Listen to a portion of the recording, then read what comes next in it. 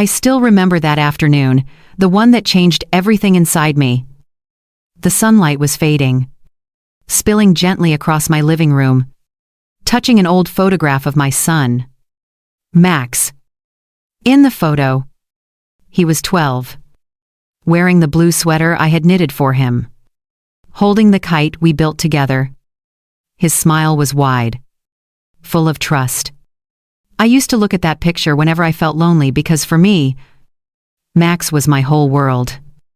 That day, I picked up the phone, my hand trembling slightly.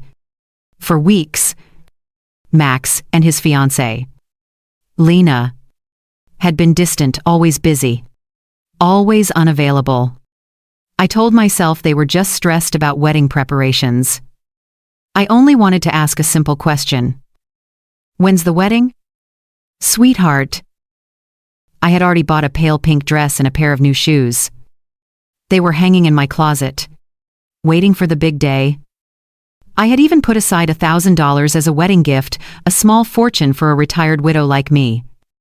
In my heart, I was ready to smile, to cry, to be part of the happiest day of my only child's life. When the call connected, I heard Lena's voice. That sweet, carefully measured tone. She always used polite, but never warm. Oh. Hi. Mom Renate, she said, stretching my name as if she were tasting it. What's up? I smiled, trying to sound cheerful. I just wanted to ask about the wedding date. Darling, I need to plan ahead, maybe buy a gift. Maybe fix the dress. You know how excited I am. Silence.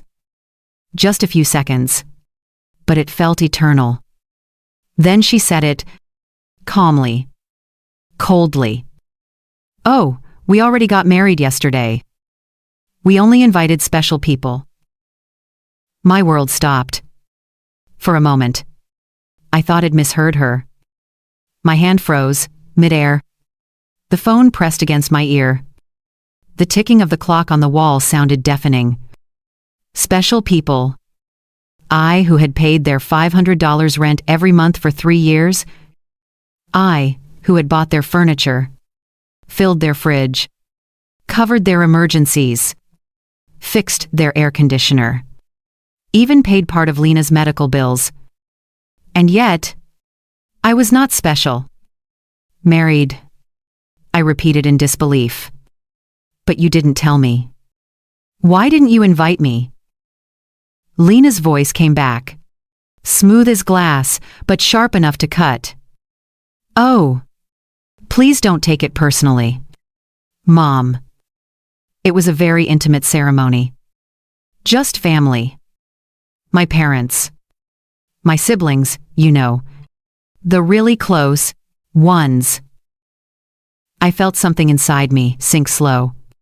Heavy. Painful. I looked around the room. The beige sofa. The rug. The curtains. The dining table. Every single thing in that house, I had bought for them. And yet, at that moment, I realized how small my place in their lives truly was.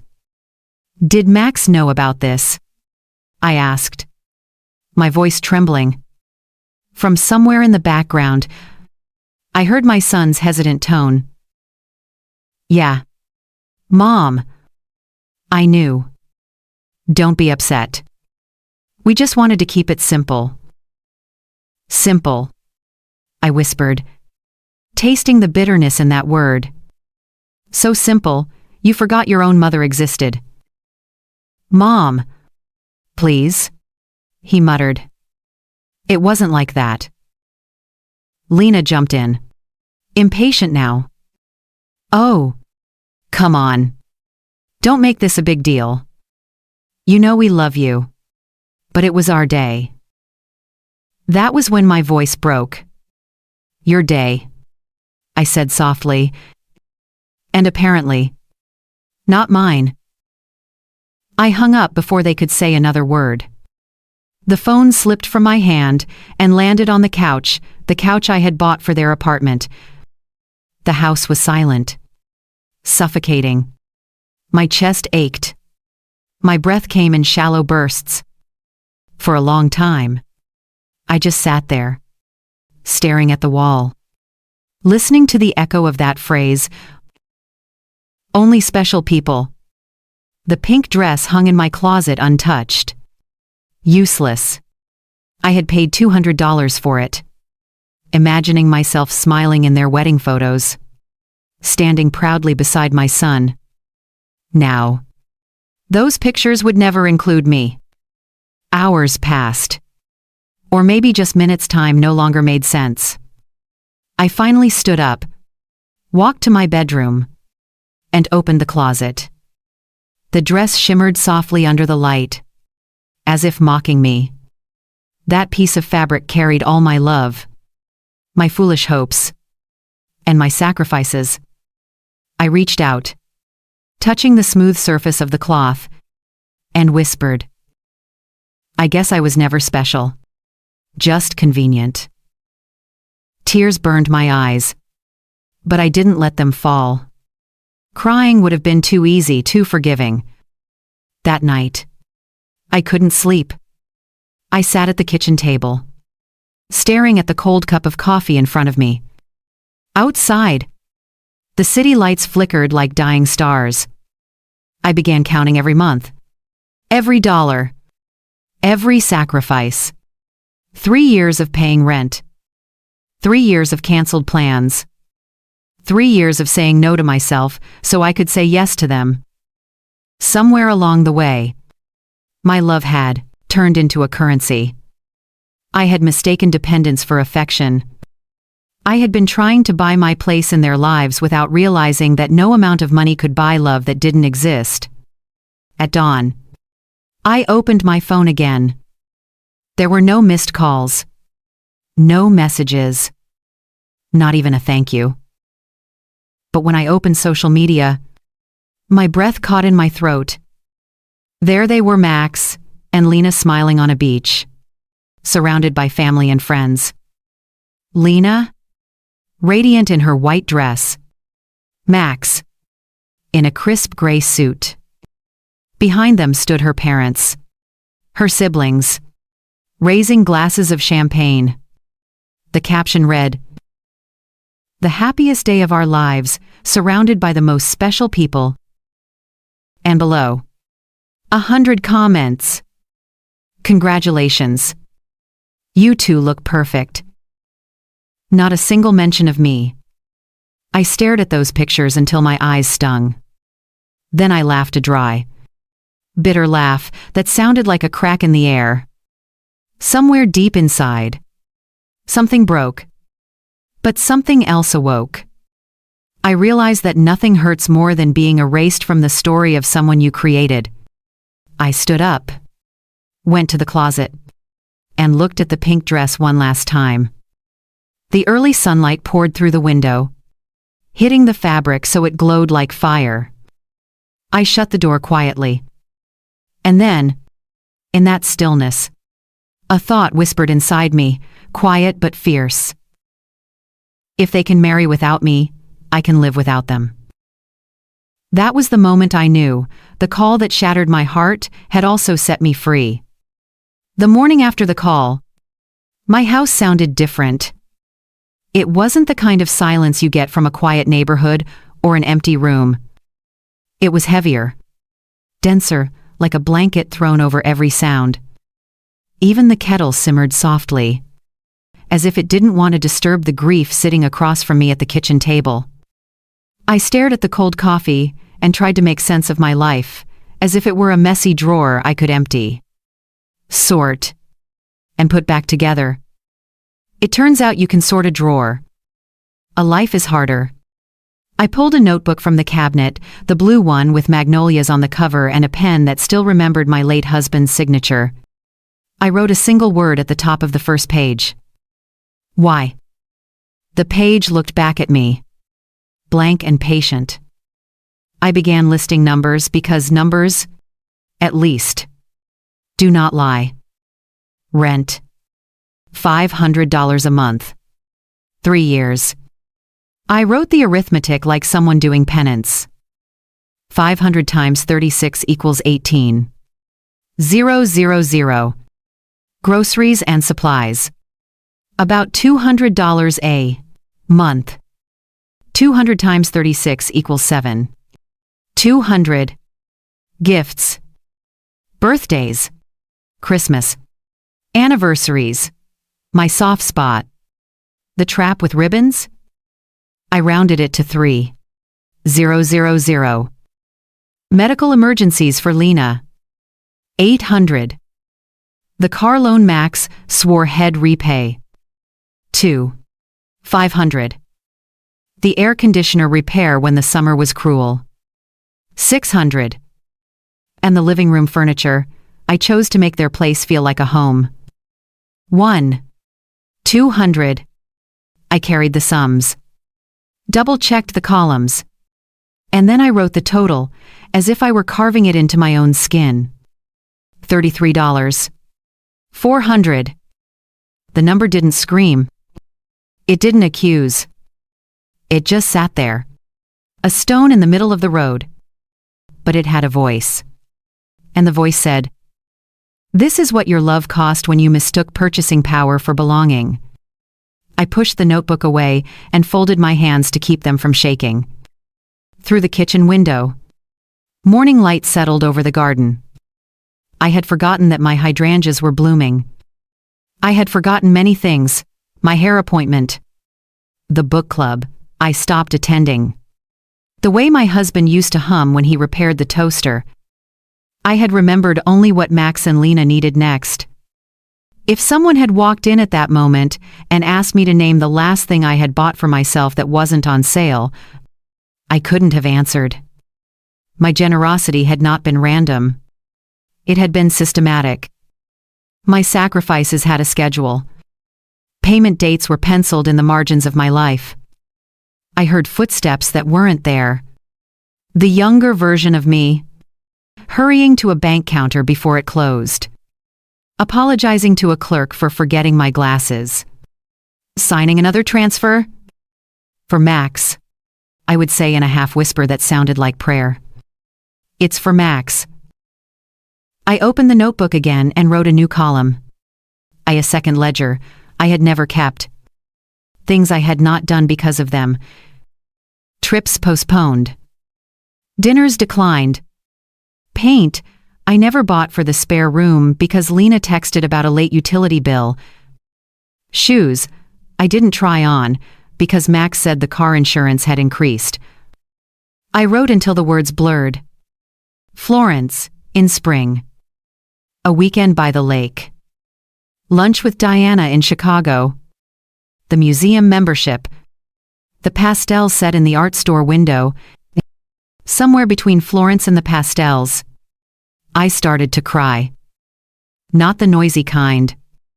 The kind that simply happens to your face while the rest of you sits very still. It would be easy to say, I cried, because of the photos, Lena in the white dress. Max in a gray suit. Toasting with a family that wasn't mine. But it went deeper. I cried because I had built a bridge from my heart to theirs with dollar bills. And then I was surprised when they walked across it without ever turning back to wave. Around noon. The phone buzzed with a message from a friend who still believed in cake and coffee for bad days. Thinking of you. Come by if you want to talk. I typed, thank you, and left it unsent. My voice, even the written kind, was fragile. I didn't trust it to survive a warm kitchen and powdered sugar. I made a second cup of coffee and sat down again. I told myself I was not a victim. Victims are dragged. I had walked willingly. I had argued on their behalf in my own head. He's just getting started. The job market is hard. Young couples need time. I had softened every edge. Rationalized every late payment. Turned every insult into an accident. And then I had called it love. Maybe it was love once. Maybe it was the only language I knew after losing my husband, the economy of care, where need means closeness and payment means presence. But love shouldn't require receipts. And if it does, they shouldn't all be signed by one person. I washed the cup, wiped the counter, straightened the dish towel. There's a dignity in small order when the big things have collapsed. In the bedroom, the pink dress still waited like an unanswered letter. I carried it to the full-length mirror and held it in front of me. The woman in the glass looked back paler than yesterday. Yes. But not broken. Just paused. I pictured myself at their ceremony, how I would have smiled. How I would have kissed my son's cheek and whispered something foolish. How I would have found a spot near the back where mothers stand when new families are being formed. I felt the ache of it, the simple, human ache of being present. And then the ache changed shape. And I saw the truth. They had chosen a world without me in it. And I could not keep paying rent for space in a house where I wasn't welcome. I placed the dress gently across the foot of the bed and opened the window. Cool air entered, smelling faintly of cut grass and someone's laundry detergent from down the block. I let it in. I let it move through the rooms that had held my waiting. By late afternoon, the heaviness shifted. It didn't leave. But it stood up. Let me pass. I took the notebook back to the table and turned to a clean page. This time, I didn't write numbers. I wrote rules, quiet ones. Like a treaty, I was negotiating with myself. Rule 1. No more giving what isn't asked for with love. Rule 2. Help only where I am also wanted as a person. Rule 3. Never apologize for the boundaries that keep me well. Rule 4. My future is not collateral for someone else's convenience. I read them aloud. The room didn't argue. Evening slid in, and the shadows changed their minds about every corner of my house. I pulled out old photo albums, the black-spined ones with cellophane pages that lift and sigh. There was Max with a gap-toothed smile on his first day of school. Max on the couch with chickenpox, watching cartoons. Max at the science fair, holding a ribbon he thought meant everything. In each picture. There, I was somewhere in the frame, cut off by the margin. Maybe. But present. Not paying for anything. Just there. When did my presence stop being enough? The clock chimed 8. I didn't turn on the television. Noise would have felt like a betrayal. I sat with the photos, whispered small apologies to the woman in them, and promised her this. I would not buy another ticket to a show where she wasn't even allowed in the theater. The phone lit up with a notification. My heart leapt. Reflex is a cruel teacher. But it wasn't Max. It was a reminder from the bank. A regular transfer scheduled for Friday at 9:00 a.m.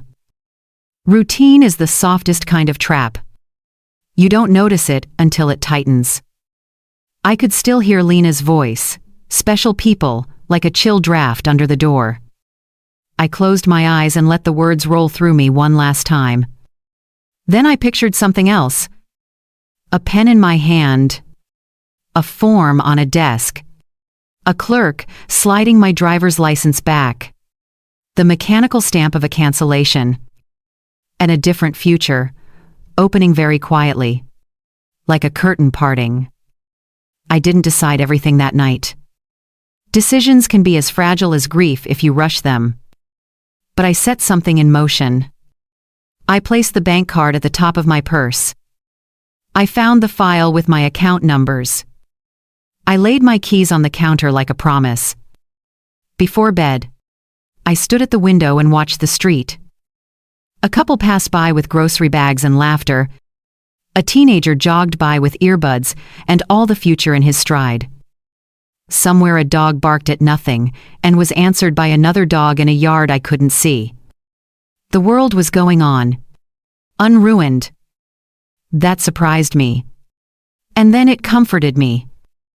In the dark, I finally let myself cry properly, face in the pillow, shoulders shaking. It felt like rinsing a dish you've scrubbed too long. The last of the soap, the last of the grit. Water running, clear.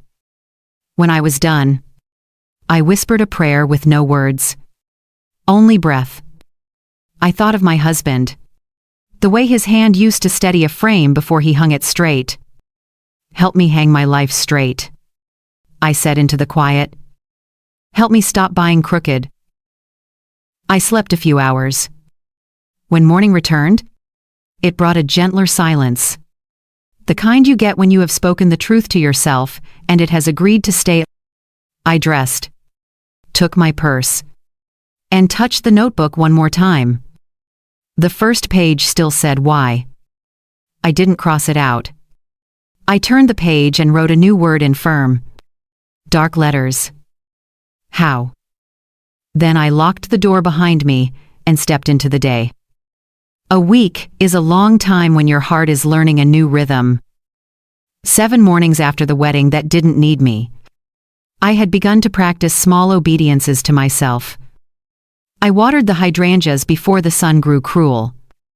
I read yesterday's paper without rushing the endings. I cooked something simple and plated it as if I were a guest at my own table. None of this erased the ache. But it taught the ache where to sit off to the side. Hands folded. No interruptions. On the 8th day, my phone rang. It was late afternoon. The hour when light slips into rooms and makes even dust look like it's dancing. I had just finished sorting some old receipts I found at the back of a drawer, evidence of a former life in which urgency wore my son's name, and was about to make tea when the screen lit up with Lena. I let it ring once. Twice. Old reflexes stirred. Answer quickly when they call. Emergencies don't wait. Then I remembered who I was trying to become. I lifted the phone on the 3rd ring and said nothing at first, giving myself a breath before giving them my voice. Renate. Thank God. I've been trying to reach you, Lena said. The sweetness was gone. What replaced it was a careful panic. The kind that wants to sound small enough to be forgiven and big enough to be funded. The rent is overdue. The landlord is threatening to evict us if we don't pay this week. You must have forgotten to make the transfer. Forgotten. The word landed like a pebble on a pond and spread rings of memory. Bank slip stamped at 9:02 a.m. The polite nod of a teller who knew me by my worry. The calendar reminder I never dared to snooze. I hadn't forgotten. I had remembered myself. I said her name softly, as one might greet a storm from a covered porch. Lena. She kept going, as if speed could outrun reality. We've been under so much stress wedding planning. You know how it is, and now the landlord is being unreasonable. Mac's paycheck is delayed. And my hours were cut because the salon is redoing schedules. If you could just only this time send it today. Well, be fine. It's only $500. Only. I glanced at the notebook on my kitchen table where $33.400 sat in ink like a gravestone. Did you enjoy your wedding? I asked. I didn't raise my voice. I set it down gently. Like China, I didn't intend to drop. There was the smallest pause. A glitch in the script. What? She said, then recovered. It was lovely. But that's not the point. We need to act quickly before... The point, I said, is that you got married yesterday without me a week ago and invited only special people. And now you've remembered my number. Her breath caught. I could hear her searching for the right key to turn the lock in me. She tried flattery first. Renate. You know, you're like a second mother to me. Second mothers go to weddings, I replied. I surprised myself with the calm. It wasn't coldness. It was clarity. She tried grief next. I didn't mean to hurt you. We wanted something small, intimate. You had witnesses, I said. You had her parents. You had toasts and photographs. You had room for champagne. But not for me. I let the words ring, and then quiet. Tell me, Lena, why am I special enough to pay for a life? I am not invited to live. Silence swelled. I could hear a muffled exchange Mac's voice in the background. Urgent. Asking if Id said yes. For a moment, the old ache stood up again. Hopeful as a child at a window. I pictured the boy in the blue sweater with his first kite. Then I pictured the man who didn't call his mother the day he married. I sat down. I wanted my legs steady for what came next. Lena, I said. And my voice was my own. Didn't I tell you? I only help special people. The stillness on the line had a shape. It was disbelief. Wounded pride. The sudden realization that the lever they had always pulled now moved nothing. I don't understand. She stammered. We're special to you? You've always said we're family. You are family, I said. That's the tragedy. But I taught you the wrong definition of love. And you learned it too well. I taught you that love is money that never asks to be honored. I taught you that my yes would always arrive, faster than your thank you. I am correcting the lesson. Her tone changed. Flint under velvet. We can't be homeless. Renate. Is that what you want? For us to be out on the street. I want you to pay your own rent, I said. Like adults. Like a husband and wife who chose each other. The background rustle turned into a voice on speaker. Max. Mom. Please. Don't do this. The landlord said Friday is the last day. Well, get a late fee. You know how tight things are. Just this once. Once. I echoed. Do you want me to read you the list of just this once from the last 3 years? Shall we start with the air conditioner or the car loan? He exhaled sharply and lowered his voice. As if gentleness might pass for respect. We made a mistake with the wedding. I admit it. Lena was nervous. And I was under pressure. We wanted to avoid drama. Do you know what people who love someone do when they want to avoid drama? I asked. They include them. They don't erase them. Mom, he said. And there was a note that used to undo me, the plea of a boy who skinned his knee and needed a bandage that smelled like his mother. Well, make it up to you. No, I said. Not unkindly. There's no making this up. There's only making this different. Lena came back. Clipped now. Renate. We're not asking for luxuries. It's a roof. $500. Well, pay you back. I didn't laugh. Though something in me wanted to. There are promises so familiar you can recite them in another person's voice. You won't, I said. Because you never have. Not once. You're punishing us, she snapped. For a personal choice. For not conforming to your expectations. I am protecting myself, I answered. From a pattern I kept funding. From confusion I kept feeding. I paid for your comfort. You repaid me with absence. She inhaled sharply.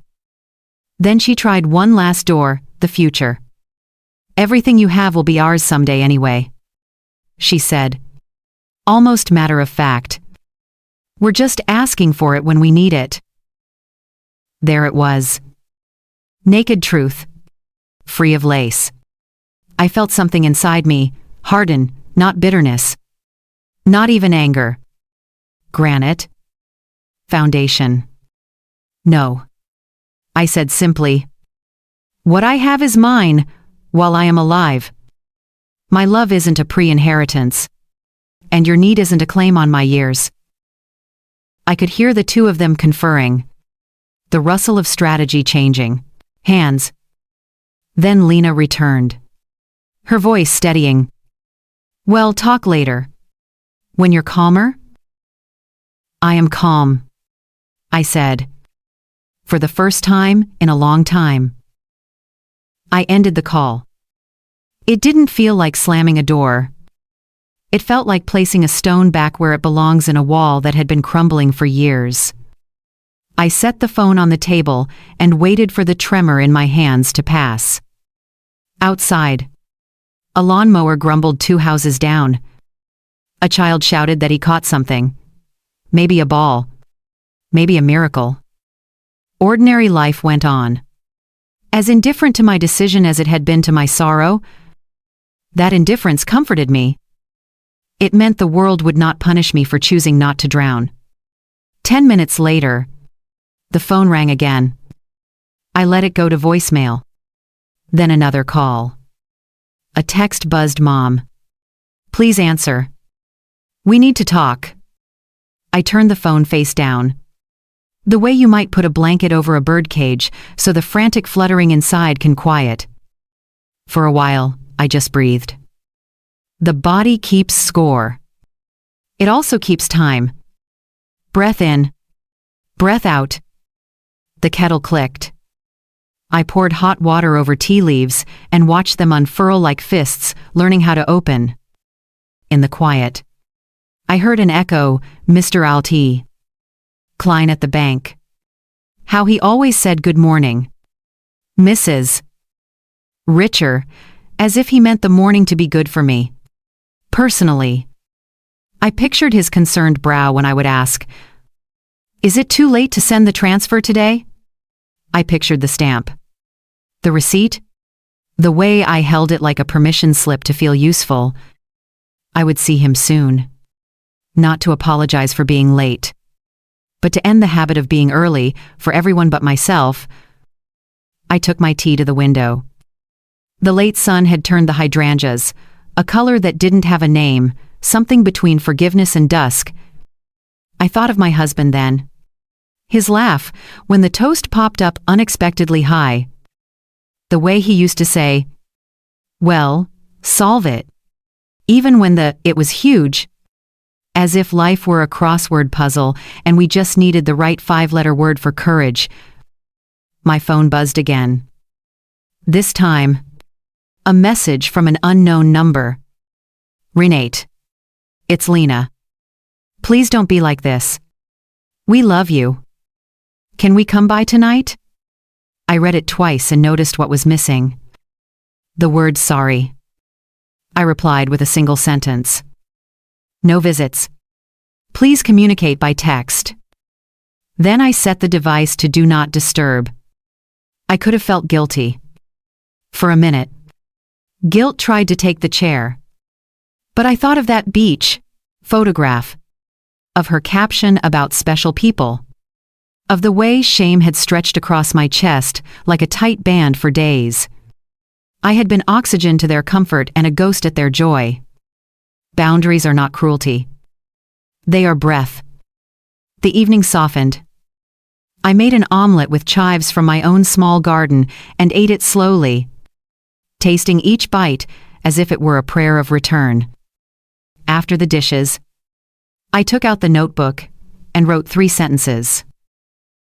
I answered the second call. I chose myself. I survived the after. I closed the cover and felt the faintest shimmer of pride. Not the loud kind that needs witnesses. The private kind. Which knows that no one will clap, but the soul will nod. Night came. I locked the front door and turned the deadbolt with a new attention. As if I were learning the choreography of safety. In bed. I expected sleep to be stubborn. Instead, it came the way cats do quietly. When you stop asking. Before I slipped under, I whispered the phrase once more. Not like a weapon now, but like a shield. I only help special people. I didn't mean wealthy, or young, or dressed in white. I meant honest. I meant present. I meant anyone who saw me as more than an account number. In the morning, there would be more calls. There always are. After a door closes. But I knew this much. The door was mine. The morning after, I refused to send them money. I woke up, expecting regret to be the first visitor. Instead, there was quiet. Not silence, quiet. The kind that fills a house without asking permission. That sits at the edge of the bed like an old friend you forgot you missed. For the first time in years, I did not reach for my phone to check for messages. No, good morning, Mom. No polite reminders disguised as affection. The air in the room felt unfamiliar lighter. Somehow, I realized that my life had been built around waiting. Waiting for requests. Waiting for gratitude. Waiting for the next reason to feel useful. And suddenly, there was no waiting left to do. I sat up slowly, swung my legs off the bed, and caught sight of myself in the mirror across the room. I had not looked at my own reflection properly in a long time. The woman who stared back was neither frail nor fragile. She looked paused. Her hair was silver in places. Her eyes a little sunken from nights spent, thinking instead of sleeping. But there was something new there too, a spark that hadn't visited me in years. For a moment, I saw my younger self, the woman who had once run a household, balanced budgets, solved problems with nothing but stubbornness and love. I smiled faintly. She's still here, I thought. She just fell asleep for a while. In the bathroom, I turned on the faucet. Cold water ran over my hands, stinging them awake. I splashed my face and whispered into the mirror, "You are not broken, Renate. You are simply untrained at peace." The words sounded strange but right. I brewed a pot of coffee just for me. The smell filled the kitchen, and it was comforting in a way I hadn't expected. I used to make coffee only when I knew Max and Lena would visit, serving it with the good cups, the sugar bowl they liked. But now I poured it into the chipped blue mug my husband had used for years. The one that fit perfectly in my hands. It felt like a small rebellion to drink from it again. In the table where I once planned birthday gifts and transfers, now held my notebook, my pen, and my resolve. I opened to a blank page and wrote, "Today, I begin." After breakfast, I dressed in my best slacks and a soft white blouse, the kind of outfit that says I am serious, but kind. I put on lipstick, brushed my hair, and looked at myself one last time before leaving the house. The woman in the mirror didn't look defeated anymore. She looked intentional. The bank was 10 minutes away. The same branch I had visited every month for 3 years. Rain or shine. To send money that bought me nothing but silence. As I walked in, the familiar scent of paper and coffee greeted me. Behind the counter, "Mr. Klein," the manager looked up and smiled. "Good morning, Mrs. Richer," he said. "Cheerful as always. Right on time. Need to make the transfer for your son." His words landed gently but burned all the same. The old script. The old routine. I smiled. Not unkindly. "Not this time. Mr. Klein. I need to cancel them, all of them." He blinked. Surprised. Cancel. Are you sure? Yes, I said. Completely sure. He studied me for a second, then gestured for me to follow him into his small office. The walls were lined with framed certificates, a few faded photographs of his grandchildren. I'd been in that office many times, always apologizing for forgetting some form or rushing to meet a deadline. This time, I sat straighter. I just want to make sure, he said kindly, pulling up my account on the screen. You've had automatic transfers scheduled for 3 years. Same day. Same time. Is everything all right? Everything is finally all right, I answered. I've been financing 2 grown adults who never once asked about my day. It's time I invest in myself. His expression softened. I see, he said quietly. I've noticed your dedication. You've been one of our most punctual clients. Habit, I said, almost laughing. But some habits need to end before they end us. He smiled, understanding more than he said. Then let's make it official. As he clicked through the forms, I watched each line disappear on the screen, each recurring payment, each promise disguised as duty. One by one, they vanished. I felt lighter with every confirmation tone. When he handed me the final document to sign, I paused for a moment, pen hovering over the paper. This is it, I thought. This is the real wedding gift to myself, freedom. I signed my name slowly, carefully, as if drawing a line under a long chapter of sorrow. Mr. Entalb. Klein looked up from the papers. Forgive me for saying this, Mrs. Richer. But I think this is the bravest thing I've seen anyone do in a long time. I smiled, blinking back tears. Bravery looks quieter than people think, I said. Sometimes it just sounds like a pen.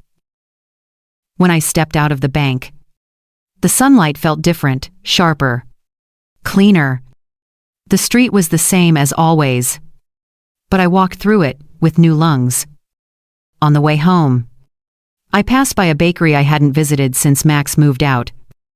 I used to stop there to buy him his favorite apple strudel. The smell of cinnamon drifted through the doorway. For a second, old reflexes whispered, buy one for him. But then I smiled and thought, no. This time, it's mine. I bought a single piece, warm and sweet, and ate it slowly at a small corner table. Crumbs scattered on the plate like tiny acts of defiance. Every bite tasted like reclaiming something I didn't know I'd lost. When I got home, the phone was ringing again. The screen showed Mac's name. I didn't answer. It rang 3 times, then stopped. A moment later, another call from Lena. I let that one go too. Then a text arrived. Mom, please answer. We need to talk. I turned the phone face down on the table. Instead, I walked to the window and opened the curtains. The sky was bluer than it had been, in weeks. The garden outside shimmered with small movements, leaves shifting the Kreidevace, bees hovering, sunlight daring to be kind again. I sat down with my coffee and watched. I realized I hadn't just canceled transfers. I had transferred something else entirely, the right to my own peace. For a long while, I did nothing. Absolutely nothing. And for the first time, doing nothing didn't feel like failure. It felt like healing. Later that afternoon, I gathered all the old receipts and bills I had kept for Max and Lena, proof of my devotion. I stacked them neatly, tied them with a ribbon, and placed the bundle in a box labeled lessons. I didn't need to burn them. I didn't need revenge. I just needed them out of sight, out of reach, and out of power. Evening arrived gently. I made myself a light dinner, lit a candle not for romance, but for gratitude. The flame flickered against the wall, its glow soft and alive. I sat at the table and whispered into the quiet. This is what being enough feels like.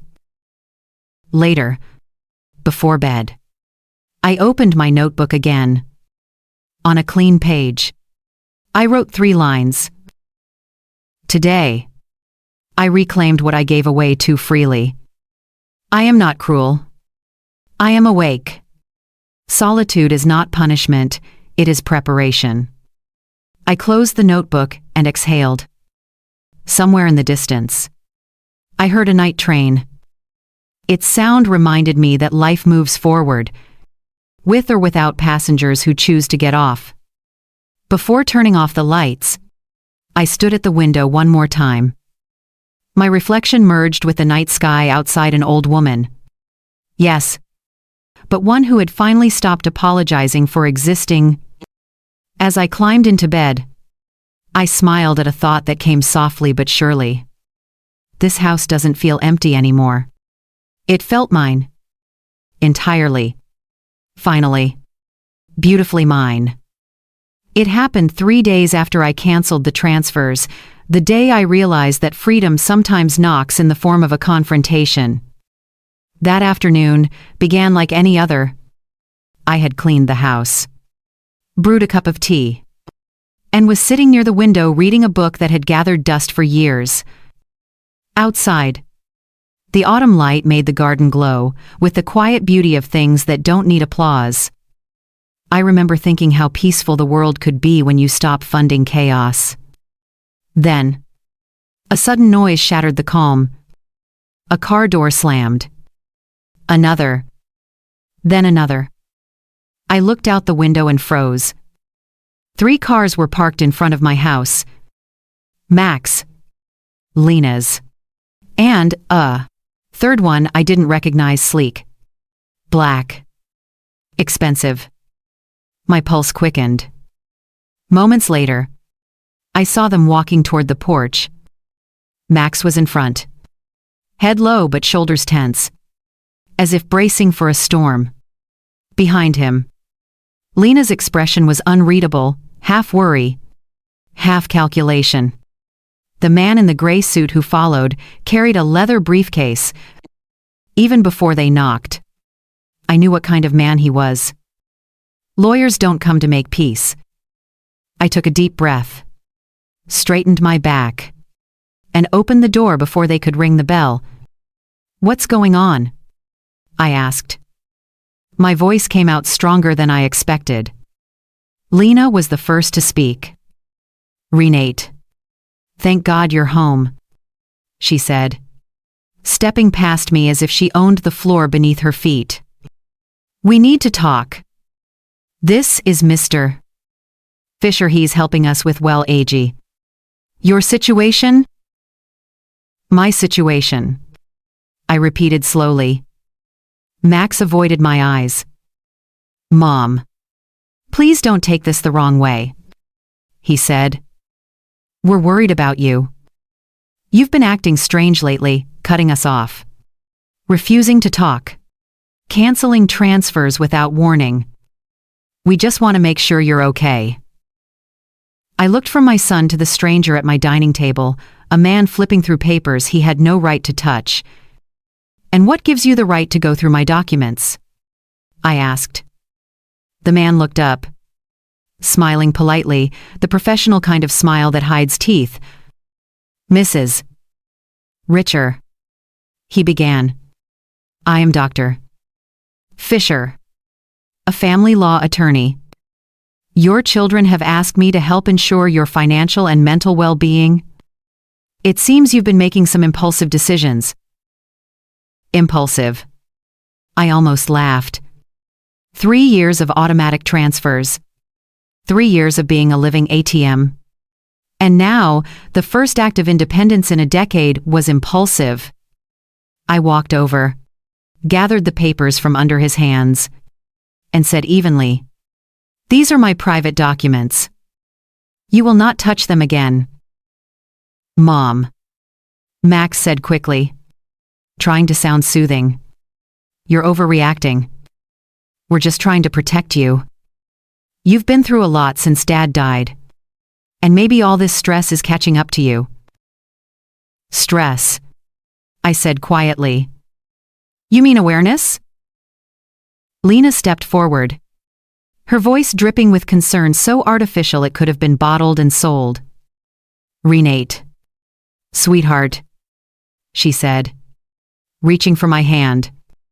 "We know this must be hard for you. But you've been alone too much lately. Maybe the loneliness is affecting your thinking. At your age, confusion is normal." That was the word that broke something in me. Confusion.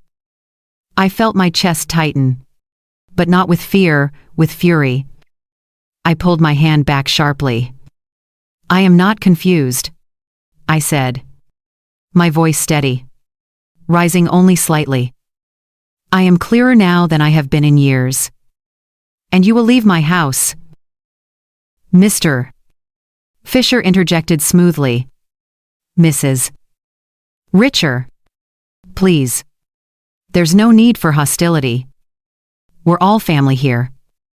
Your children have every right to intervene if they believe your ability to make financial decisions is compromised." "Compromised," I repeated, my tone cold. "Do you mean deciding that my money is my own? That's not compromised. Mr. Fisher, that's adulthood. Something my son and his wife might consider trying someday." Lena's face flushed. "We never treated you badly," she snapped. "You're part of our family. Everything you have will belong to us one day anyway. We're just speeding up the process." Her words landed like stones, blunt, heavy, cruelly honest. For a moment, the room was silent except for the sound of my heartbeat. Then I took a slow breath and said, "There it is. Finally. The truth." Max stood up, his face tightening. "Mom, stop twisting things. We have obligations, the rent, the car payments, the credit card you co-signed for." "I can't just cut you off," I interrupted. "Who says I can't?" He stared at me, lost for words. "For years," I continued, "I've paid rent on an apartment where I wasn't welcome. I've filled a refrigerator for people who never invited me to dinner. I've financed a life that had no room for me. So, yes, Max, I can stop. And I have." "Mr. Fisher cleared his throat and slid a folder across the table. "Mrs. Richer, we've prepared a power of attorney agreement that will allow Max and Lena to manage your finances efficiently. Just until you feel better." I took the folder, didn't open it, and threw it directly into the trash can beside the table. The sound of paper hitting metal was louder than any shout. "The only transition happening here," I said, "is you to the front door." Lena started to cry, her voice trembling in that performative way I had heard too many times before. "You can't do this to us. Renate. We've been counting on you. We made plans, took loans, trusted your help. You can't just change everything." "I can," I said simply. "Because it's my life, my money, my decision." Her tears vanished as quickly as they came. "Well, see what the law says about that," she hissed. "Please do," I replied. "But use your own money to find out, because mine is no longer for sale." Mr. Fisher gathered his briefcase, clearly frustrated. "Mrs. Richer," he said, If you continue making irrational choices, your family has the legal right to request guardianship. I met his gaze steadily. Then I suggest you do your research. Mr. Fisher. Before you threaten a woman who's managed her finances flawlessly for 40 years, raised a son alone, and paid for his life until last week. For the first time, his polished composure cracked. He nodded stiffly, muttered something about further consultation, and moved toward the door. Max hesitated, looking at me with something between anger and shame. "Mom," he said finally, "you're going to end up alone. No one to take care of you when you really need it." I looked at him. My child. My heartbreak. My liberation. "I already am alone," I said softly. "The difference is, now it's by choice, not by your neglect." I opened the door and stood aside. Out. They left.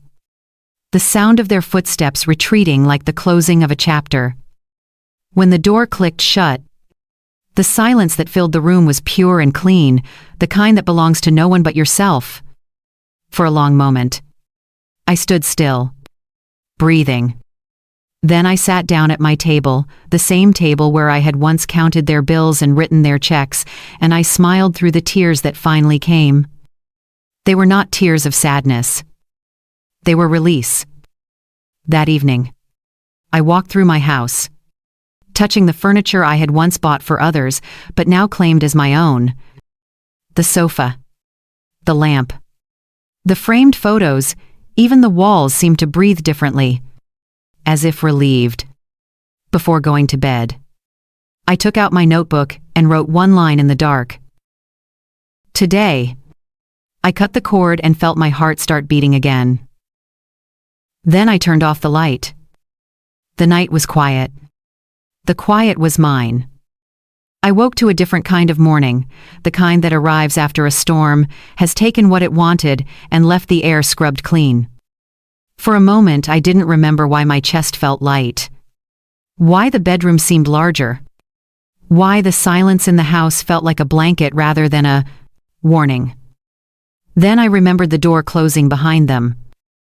The folder in the trash. The sentence that had stood up inside me like a spine. Out. I lay still and listened. The refrigerator hummed. A bird argued cheerfully with another bird on the maple outside my window. Somewhere down the block, a truck sighed and moved on. Ordinary sounds. Each of them a small certificate of survival. To the world had not ended because I had said no. In the bathroom mirror, I looked taller. Not younger. Not harder, taller. My face was the face of a woman who had stopped waiting for permission. The lines around my mouth seemed like parentheses enclosing an important aside. It took a while, but she did it. I touched the cold porcelain of the sink and said to the woman looking back, "Good morning." She nodded as if she'd been waiting years to be addressed. I dressed with attention, a soft sweater, clean trousers, the good shoes that had been saving themselves for events that never invited me. I brewed coffee and poured it into my husband's blue mug. The one with the tiny chip on the rim. The one that taught you where to place your lips so you wouldn't get hurt. I smiled at the lesson. On the kitchen table lay my notebook, a pen, and yesterday's courage. I wrote a short list with neat, steady letters. Change the locks. Secure the house. Document everything. Spend time on me on purpose. A plan is a raft. I stepped onto it. By 9, I was at the hardware store. The brass bell above the door announced me with a cheerful jangle that made me feel like a regular in my own life. "Mr. All." Summer looked up from behind the counter. He had sold me screws and potting soil and light bulbs over the years, and had once talked me through the installation of a curtain rod as if we were defusing a bomb together. "Morning, Mrs. Richer, he said. What can I do for you? I need new locks, I told him. All of them. Front. Back. Garage. Something sturdy. The kind that tells a person, you do not have a key to me anymore, but in metal. His eyebrows rose just enough to register that he understood, and not enough to pry. I've got just the thing. Deadbolts. Reinforced strike plates. We can install this afternoon if you like. My son Ethan can come by. This afternoon, I said. The words tasted like a door closing properly. While he wrote up the order revenate, I wandered the aisles slowly, letting my eyes rest on objects that solve problems. Wrenches. Paint rollers. Tiny bottles of glue that make broken things stick again. I picked up a small tin of wood polish for my dining table, as if to say to it, you and I are going to be used for better plans. On my way out, a display of wireless security cameras caught my eye. I thought of the gray suit's hands on my papers, of keys that no longer belonged to the right pockets, of 3 cars lined up like a threat. Ethan arrived at the counter with a clipboard and a smile that belonged to a man who likes fixing things. Locks at 2, he said. And a security system, I added, surprising both of us with the steadiness of my voice. Not because I am afraid, because I am done being careless with myself. Good reason, he said. Well, do it right. At home, I made tea and began the 3rd item on my list. Documentation isn't glamorous, but it is medicine. I pulled a fresh notebook from the drawer and labeled it in block letters. Boundaries. On the first page, I wrote the date and a simple record of the previous day's invasion. 3 cars. Entered without permission. Lawyer present. Attempted pressure to sign power of attorney. Verbal threats of guardianship. Removed from premises at 4:17 p.m. I printed out my call log and stapled it to the page. I made a copy of the bank forms canceling the transfers and slid them into a folder marked Financial Credit. Paper has a way of standing up in court, and also, more importantly, in your own mind. It says, you did not imagine this. You acted. Around noon, the phone rang again. The screen flashed. Unknown number. I watched it until it stopped. Then I put the phone on Do Not Disturb and placed it in the drawer beside the wooden spoons and the birthday candles. Let the calls knock on wood for a while. I ate lunch at the table without reading anything, without scrolling through anyone's curated happiness. I tasted each bite, as if chewing were a ritual of returning. The house felt aligned. Not smaller or larger. True to its outline. At 2 sharp, the bell rang. Ethan and Mr. Summer came with toolboxes and the quiet competence of men who understand doors. I watched them remove the old locks, each one clicking free with the sound of a past unhooking itself. The new deadbolts shone softly, nothing flashy. Just sure. Codes. Ethan asked when he finished installing the keypad on the back door. I thought of birthdays and anniversaries and how many of them I had financed and how few I had been asked to celebrate. Let's choose one that belongs to me alone, I said. And I did. Before they left, Ethan showed me the security app. See, he said, tapping his phone. A clear image of my front porch opened on the screen. You'll get an alert if someone's at the door. If you don't want to answer, you don't have to. You still know who's there. Knowing without opening, I said. That's new. When the house was quiet again, I walked from room to room, testing each new lock, watching the camera feed blink gently, waiting. The feeling that rose in me wasn't fear or triumph. It was stewardship. This was my small country, and I was finally governing it. I changed the batteries in the smoke detectors. I opened every window an inch to let fresh air carry out the old scripts. I polished the dining table until it reflected the candlelight in soft halos. I put the pink dress back in the closet, not as a relic, but as a garment. It might yet find the right occasion, perhaps a night at the theater, perhaps a dinner with friends who know that special means present. Late afternoon found me in the bathroom cabinet, gathering the arsenal of neglect. Expired aspirin. Lipsticks that belonged to a woman who felt she had to be palatable. A half-used bottle of perfume I wore only when someone else might approve. I kept the aspirin, threw out the rest, and dabbed behind my ears the scent I actually love, amber and a hint of smoke. My husband once said it made me smell like autumn deciding to stay. In the bedroom, I opened the top drawer of my nightstand and found the travel brochures I had kept for some day. Florence. A train along the Rhine. A painting workshop in a sunlit studio not far from home. I didn't book anything. I just moved the pamphlets to the top of the stack, where possibility could feel my hand. Then I did something radical. I took a nap. Not the kind you collapse into with regret, but the kind you choose. I set a timer for 20 minutes and slept precisely 19.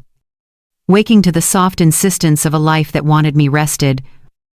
When I woke, the sky had begun its evening work, shading everything kind. I tied an apron around my waist and cooked a simple stew, chopping onions so thin they surrendered without protest. Browning beef in a pan that had seen more casseroles for other people than meals for me. The house filled with the sound of a wooden spoon against a pot, domestic percussion. A rhythm that says, "You are fed." I ate by candlelight. Not to be dramatic, but to be deliberate.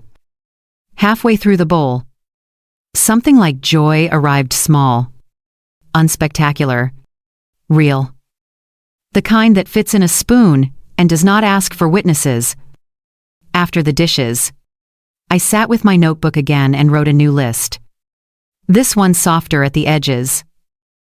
Call a lawyer, not theirs. Mine. Ask for a consultation. Keep it on file. Call the bank to flag accounts. Passwords. Alerts. Create a contact list of neighbors and friends who can be called if cars appear again. Find my passport. Put it where it will not be found by anyone else. Make an appointment, not with necessity, but with something that delights me. I picked up the phone and made 2 calls. The first to the bank to add extra verification to my accounts. The second to the salon to book a cut and color. It's been a while. I told the receptionist. I am returning to myself. Before bed, I walked to the front door and placed my palm flat against it. Not to bar anyone from entering, but to bless my own threshold. Only love that knocks, I said quietly. Only respect that waits. I turned off the lights. In the dark, the house breathed with me, steady, unhunted.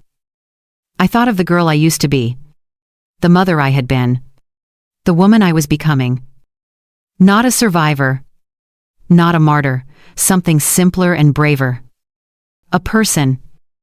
Sleep came easily, and before it took me, I offered one more sentence to the quiet, a sentence that fit like a key. I am safe with me. The next morning, sunlight crept into my kitchen as if it had been waiting for an invitation. For the first time in a long time, I welcomed it. There were no shadows hiding in the corners. No ghosts of obligation waiting in the ringing of a phone. Just light, spilling across the floorboards, making my freshly polished table gleam like something sacred. I made coffee. But this time it wasn't a reflex. It was a ritual, slow, deliberate, and mine. The aroma filled the air, mingling with the faint scent of the stew I'd cooked the night before. I poured it into the chipped blue mug again, smiled, and whispered to myself, "Good morning, freedom."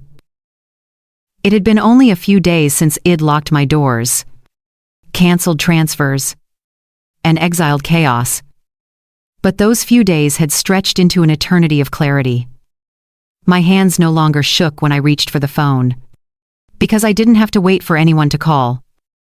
Silence. Once my punishment had become my reward.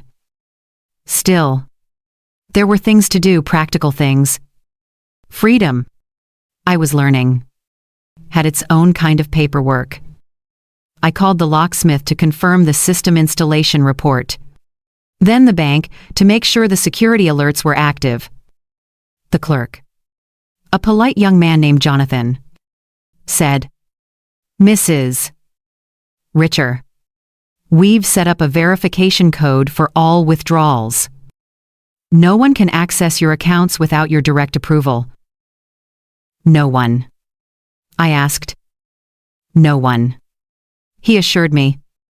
The finality of that word felt like music. After hanging up, I decided to take a walk, not to run an errand, not to deliver anything, but simply to be outside. The sky was the color of calm porcelain, and the crisp air carried the promise of autumn. I put on my beige coat, the one I used to save for special occasions, and realized that today was special enough. The world looked different when I wasn't rushing to please it. The houses on my street seemed to breathe slower. I noticed details I'd long ignored. The lilac bush blooming again by the corner fence. The little dog that always barked at everyone, except the mailman. The sound of a church bell, announcing noon somewhere, far away. I passed the park where I used to take Max when he was small.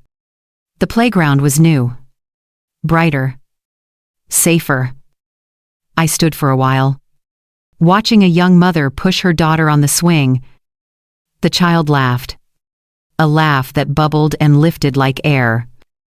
For a moment, I remembered Max at that age, his cheeks flushed with wind, his tiny hands gripping the chains, his voice calling, "Higher, Mom, higher." That memory should have hurt, but instead, it settled inside me gently, like an old song played softly in another room. I smiled and whispered, "Higher," to the wind, then walked on. When I returned home, a car I didn't recognize was parked by the curb. My heartbeat quickened until I saw an elderly woman sitting on my front steps, holding a mug with both hands. She looked up and smiled, her face lined but kind. "Mrs. Richer?" she asked as I approached. "I hope you don't mind me sitting here. I am your neighbor Eleanor Brooks. We've waved at each other a few times, but we've never really talked." Her voice carried warmth that wasn't forced, and that alone made me want to listen. "Of course," I said, unlocking the door. "Would you like to come in? I was just about to make tea." She hesitated. "Only if you have time."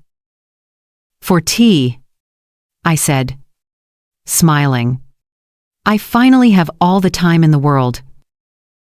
Inside, Eleanor admired the house the way people do when they actually see it, not for what they can take, but for what it holds.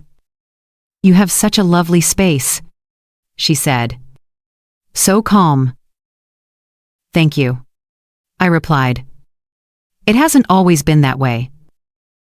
We sat at the table, the same one that had once witnessed humiliation, confrontation, and tears.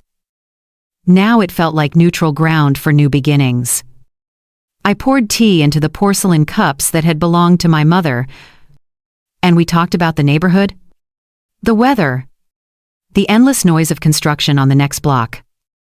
Then she said quietly, "I hope you don't think I am intruding, but I heard raised voices the other day.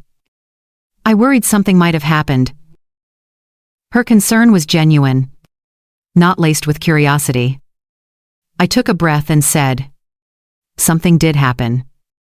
My son and his wife came here with a lawyer. They tried to take over my finances, said I wasn't capable anymore." Eleanor's eyes darkened. "Oh, Renate, I am so sorry. That's awful. But unfortunately, not rare. You've seen this before?" She nodded. 5 years ago.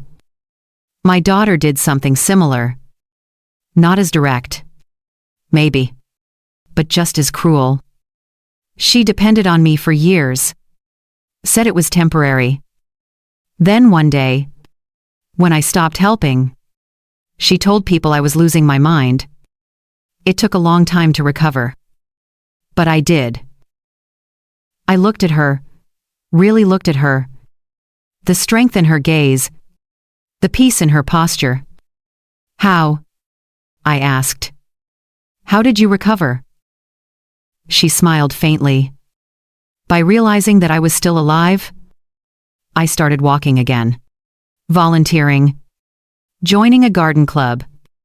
I made friends who didn't need my money, just my company. It takes time, but it works." I nodded slowly. "I think I am somewhere near that beginning." "Then you're exactly where you should be," she said, raising her cup in a quiet toast. We spent the next hour talking like women who had survived the same invisible war, the war of being too generous, too loyal, too willing to be useful. When Eleanor left, she gave me her number and said, "If they ever come back, call me before you open the door. You don't have to face anyone alone anymore." Those words settled deep inside me, stronger than any lock or camera. I wasn't alone anymore. That evening, I cooked dinner, real dinner, not toast or soup. I roasted vegetables, seasoned chicken with rosemary, and set the table for one. But with care. The candlelight flickered, and the smell of thyme filled the room. I ate slowly, savoring the warmth, thinking of how long it had been since food tasted like something made for joy rather than obligation. Afterward, I washed the dishes and glanced out the window. Eleanor's kitchen light was on across the street. She waved when she saw me. I waved back. That simple gesture, two old women acknowledging each other across the dark, felt like an anchor. Later, I sat at my desk and opened my notebook again. I titled the page, "Beginning Again." Then I wrote, "I met someone kind today. I laughed twice, once at the park, once over tea. My house feels alive again. I am not invisible." The ink dried slowly under my hand. I left the page open, as if to remind myself that this chapter wasn't ending, it was expanding. Before bed, I walked through the house one last time. The locks were firm. The cameras silent. The air calm. In the living room, the pink dress glowed faintly inside the closet, reflecting the hallway light. I didn't feel bitterness anymore when I looked at it. Only distance. It was a memory, a closed door in the museum of my past. I stood there a while, thinking of how strange it was that a person could rebuild her entire world without moving an inch, just by changing who she lets in. I turned off the lights, drew the curtains, and whispered into the quiet, "Tomorrow, I'll buy fresh flowers." And for the first time in years, I meant tomorrow, not someday. 2 days after tea with Eleanor, the quiet I had earned tried on a new shape, something steady, almost domestic. I swept the kitchen floor and laughed at myself for humming. I changed the water in the vase and added 3 white lilies because they looked like small flags of truce. The house and I were making peace. At 11:10, my phone lit up with a number I didn't recognize. I let it ring. The new me prefers appointments to ambushes. A minute later, a text arrived. Renate. It's Lena. Please don't ignore me. We need to talk. It's important. We love you. The word love sat in the message like a misplaced spoon shiny. Convenient. Not actually needed for what she was mixing. I put the phone face down and made tea. Steam curled. A gentle argument for patience. 5 minutes later. Another message. We want to make things right. Can we come by tonight? Well, cook your favorite. Please don't be stubborn. Stubborn. I tasted the word and decided it wasn't an insult. It was a spine with a different name. I replied. No visits. Please communicate by text. Non-urgent matters only. Within seconds. Dots flickered. Disappeared. Returned. Then. Okay. The rent is 2 months behind. We're doing our best. But the new schedule cut my hours. Max is looking for extra shifts. Could you just this once help us get current? Well, repay you next month. Promise. Promises. Like coupons. Have expiration dates. I didn't answer. I wiped the counter until it shone. At noon, I put on my coat to walk to the post office. When I opened the door, a young woman stood on my porch, tidy as a brochure, neat bun, navy blazer, a badge clipped to the lapel. Good afternoon. Mrs. Renate Richer, she asked, smiling with professional gentleness. I am Mrs. Schmidt, a social investigator with senior services. We received a report of possible self-neglect and financial confusion. I'd like to conduct a wellness check. There it was, the next play. Not a phone call. Not a text. A knock dressed like concern. I stepped back, but didn't step aside. May I see your identification? I asked. She held it up, and it looked real enough to rearrange the air between us. It will only take a few minutes. She said, May I come in? My instincts split. One urged hospitality. The other remembered Mr. Pressex. Fisher's smile and the way papers in my house had felt violated. I opened the door halfway. You may wait here in the entry, I said. I am calling my attorney. Her smile thinned. This isn't a legal interrogation. Ma'am, just a wellness check. Wellness prefers witnesses, I said, and dialed Mr. Commening. Weber. He answered on the second ring. Mrs. Richer. How are you? I have a social worker on my porch, I said calmly. She says she received a report that I am confused and neglecting myself. I'll be there in 20 minutes, he said. May I speak to her? I offered the phone. Mrs. Schmidt listened, replied with a few clipped then handed it back. We stood together in that narrow geography between my doormat and the life behind me. The lilies on the hall table perfumed the pause. Mr. Weber arrived in 16 minutes. Brisk and precise. He checked her eye again, then stepped to my side as if head always belonged there. Thank you for coming. Mrs. Schmidt, he said evenly. My client is willing to cooperate, but we'd like to keep the conversation in the entry. I'll be recording with her consent. I nodded. He opened his phone's recorder. Mrs. Schmidt glanced down at her clipboard and began. Mrs. Richer. We received reports alleging the following: sudden changes in financial behavior, isolation from family, installation of unnecessary security devices, refusal of medical and legal assistance, and statements indicating paranoia. We're here to ensure you're safe and have the support you need. Translated. They told her I had become difficult, private, and alert. Not crime's boundaries. I am happy to answer your questions, I said. Briefly. Do you manage your own finances? She asked. For 40 years. I replied. On time. In order. Audited by accountants who know my name.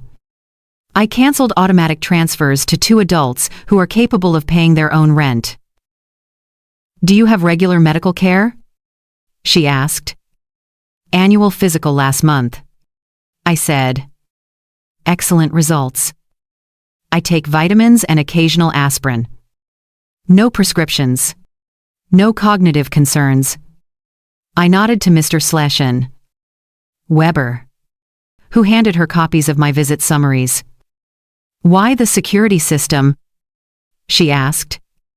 Because 3 people, my son, his wife, and a lawyer entered my home uninvited and attempted to pressure me to sign a power of attorney. I said. I chose locks instead of fear. She blinked. Looked at Mr. / Weber. He slid another folder toward her. Timeline. Call logs. Documentation of the attempted coercion. And evidence of elder financial abuse. He said. As you know, that's a crime. A faint crack in her official tone. The report mentioned confusion. She said. Quieter now. Do you feel confused? I feel insulted. I answered. And awake. She swallowed. Then tried again. Do you live alone? Yes. I said. By choice.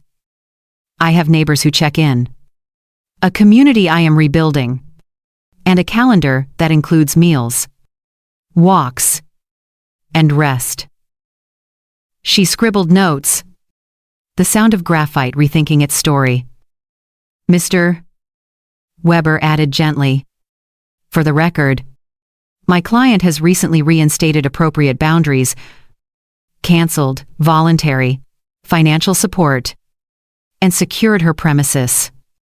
These are indicators of competence, not decline. Mrs. Schmidt glanced from him to me and back. I appreciate your time, she said finally. I'll review this material. If I need anything further, you can contact me. Mr. Weber said, offering his card. All future inquiries should go through counsel. Her shoulders softened. Understood. She looked at me and, for the first time, let the professional smile fall away. Mrs. Richter, she said. I am sorry for the disruption. She nodded and left. The door clicked softly. I exhaled. Only then, realizing I'd been holding my breath not from fear, but from the effort of staying measured when the past tries to rewrite you. Mr. Weber put away his phone. They're escalating, he said. Which means your boundaries are working? What happens next? I asked. They may try court, he said. A guardianship petition. It's hard to win without evidence. But they're motivated? Well, be prepared. He patted the folders. You've done everything right. Document. Decline. Delegate to counsel. I walked him to the door. Thank you, I said. Not just for defending me, But for believing me? He shook his head. You're easy to believe, Mrs. Richter. Truth speaks in complete sentences. After he left, I stood in the hallway and looked at the lilies again. The room felt both shaken and steadied. I brewed tea, another ritual that asked me to pour hot calm into a holdable thing, and carried it to the kitchen table. I opened my notebook, the one labeled boundaries, and wrote, Visit from Senior Services. Cooperated with counsel present. Provided medical and financial documents. Case likely to close. Pattern. Manipulation, authority doubt. My response. Clarity documentation counsel. The act of writing turned anger into architecture. My phone buzzed a new number again. A text. I heard someone was at your house. We only called because we're worried. Please stop making this bigger than it is. We love you. Just send the rent and, well, forget all this drama. Drama. I set the phone down as if it were warm from a fever. Then I drafted a single reply. All communications must go through my attorney.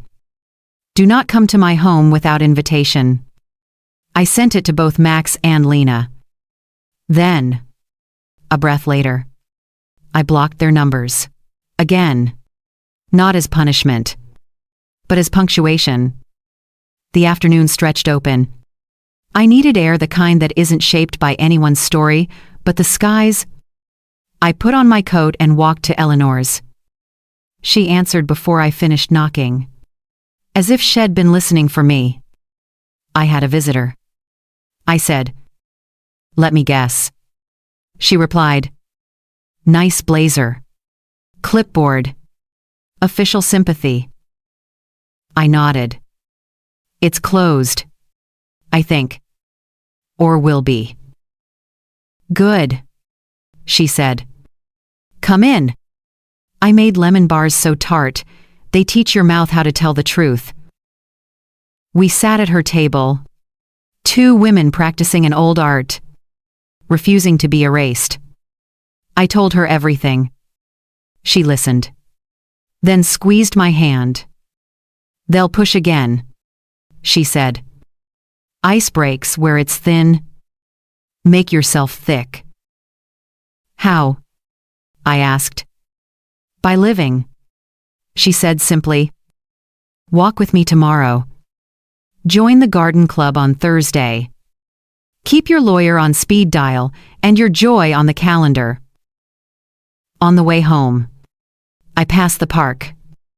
A father caught his daughter at the bottom of the slide and tossed her up laughing. She landed in his arms like a small, certain future. I didn't envy them. I blessed them. May they never learn the vocabulary of manipulation. May they never turn love into leverage. Back at my house. The camera blinked once as I approached, just a friendly acknowledgement. I see you. You're safe here. I unlocked the door and stepped into my quiet.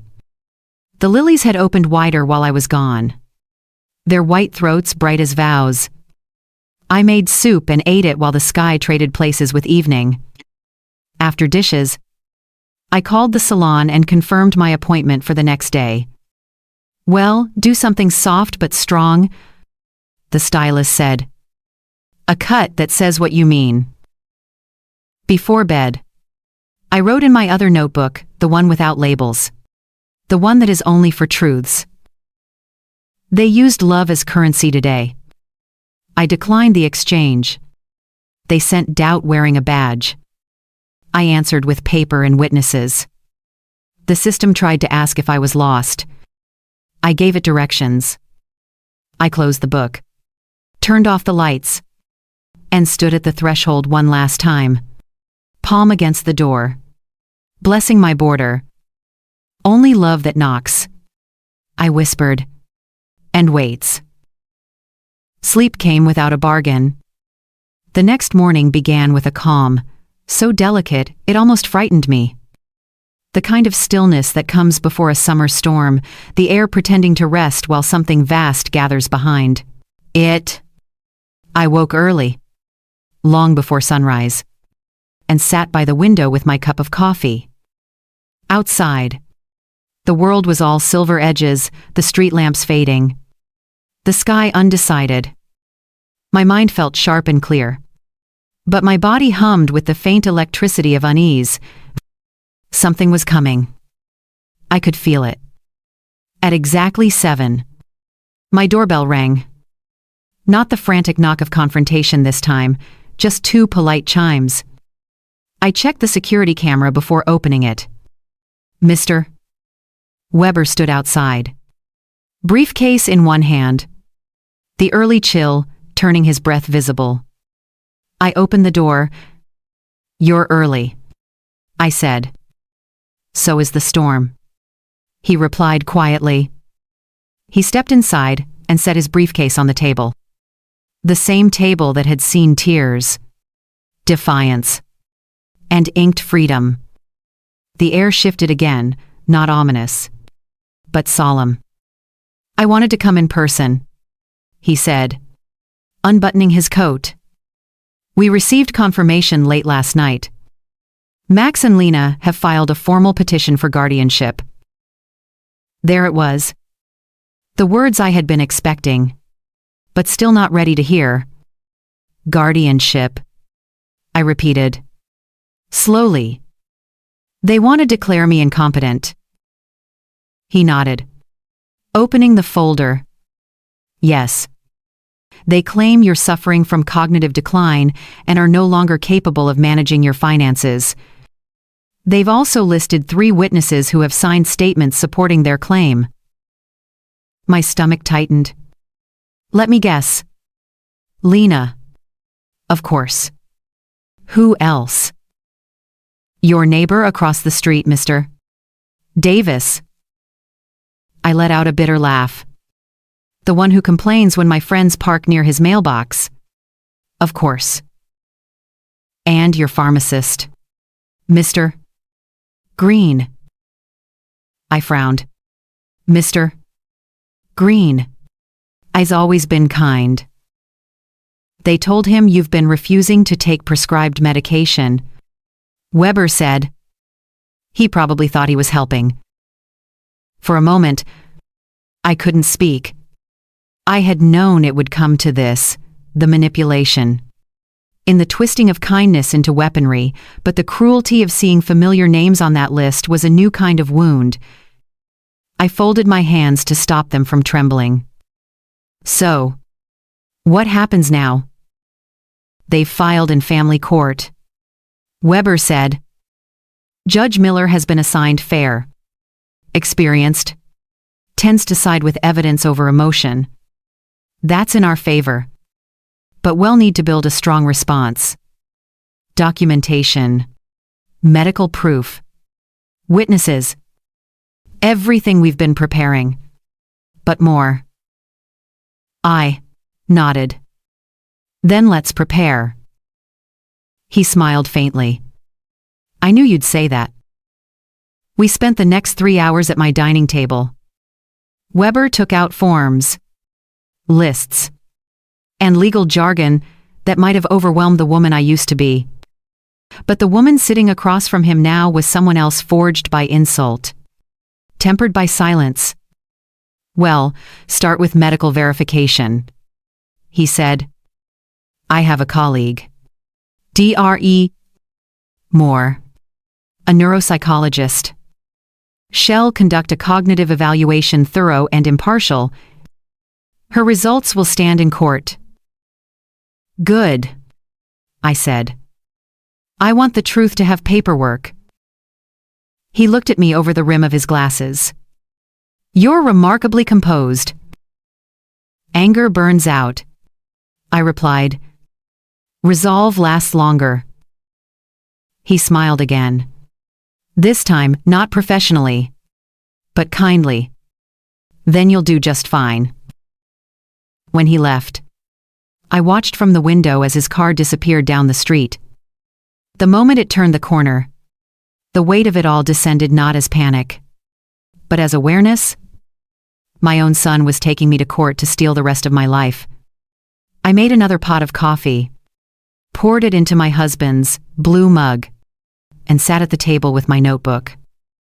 On a fresh page, I wrote in neat capital letters, "If they want a war, I will fight it with evidence, not tears." Then, beneath it, I listed everything I needed to gather. Bank statements for the last 5 years. Documentation of every transfer made to Max and Lena. Receipts for furniture, rent, and medical bills I paid. Mr. Mac. Green's pharmacy records. Witnesses who could attest to my mental clarity, Eleanor. Mr. Mac. Klein from the bank. Cynthia from the salon. Even Ethan who installed the locks. It felt strange, cataloging pieces of my life like weapons. But I understood now. Sometimes survival looks like paperwork neatly stapled. That afternoon, I called Mr. Miso. Green. His voice wavered when he realized who it was. "Oh, Mrs. Richer. I am so sorry about everything. Your daughter-in-law came by a few weeks ago. She said she was worried. She showed me a document, said it was for your health insurance. I just signed it without reading, too carefully. I didn't know. You didn't know they'd use it against me." I finished gently. "I believe you." He exhaled shakily. Write a statement, clarifying what happened." "Thank you, Mr. Mac." Green. I said. "You're doing the right thing." Next, I walked across the street to Mr. Juan Davis' house. The man opened his door with a scowl. "What now?" he snapped. "Mr. R.A.D.E. Davis," I said calmly. "I heard you signed a statement about my behavior. I'd like to understand what you saw." He crossed his arms. "You've been acting strange. Cameras everywhere. People coming and going. Shouting at your family in the street." I nodded slowly. "Those cameras protect me from the same family that broke into my house. Those people are friends and lawyers. And the shouting. That was me asking intruders to leave. Everything you witnessed had context. You just never asked for it." He hesitated. Uncomfortable.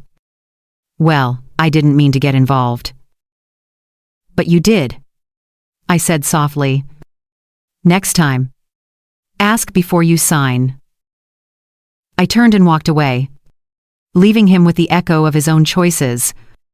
By evening, my head ached from too much thought and too little forgiveness. I cooked something simple, soup and toast, and sat by the window, watching the world shift into dusk. Across the street, the porch light of Eleanor's house flickered on. Almost immediately, she appeared on her step. As if she could sense that my thoughts had grown heavy, she waved, then gestured with a questioning tilt of her head. "You all right?" I nodded, then mouthed, "Tea." She smiled, held up 2 fingers. "Give me 2 minutes." 10 minutes later, we were sitting in her living room, a soft yellow lamp between us. "Tell me," she said. I told her everything, the petition, the witnesses, the lies. When I finished, she sighed. "I wish I could say, I am surprised," she said. "But this is how they operate. They'll use every tool they can, law, pity, reputation. They'll paint you as fragile because that's the only way they can explain your strength." I laughed quietly. "Then they'll be disappointed. I've stopped auditioning for the role of helpless mother." Eleanor reached across the table. took my hand, and squeezed. "You're doing everything right. And you're not alone." Her words warmed me more than the tea. I realized then that my greatest mistake had never been giving too much money. It had been trying to live my life without witnesses to my dignity. When I returned home, the night was quiet again. The new locks clicked softly behind me. I sat down at my desk and began organizing my folders, each receipt, each record, each proof of my competence. I labeled them meticulously. Housing, financial support, health, communications. It was slow, exhausting work. But with every document I placed, I felt stronger, as if I were rebuilding not just my case, but the architecture of my own self-respect. Before bed, I stood at the window, looking up at the faint stars. They were scattered and distant, but they're constant, patient, unbothered by human betrayal. I whispered to the night, "You can try to steal my name, but you can't rewrite my mind." Then I turned off the light, crawled into bed, and let the storm gather outside. Inside, I slept not because I felt safe, but because I finally felt ready.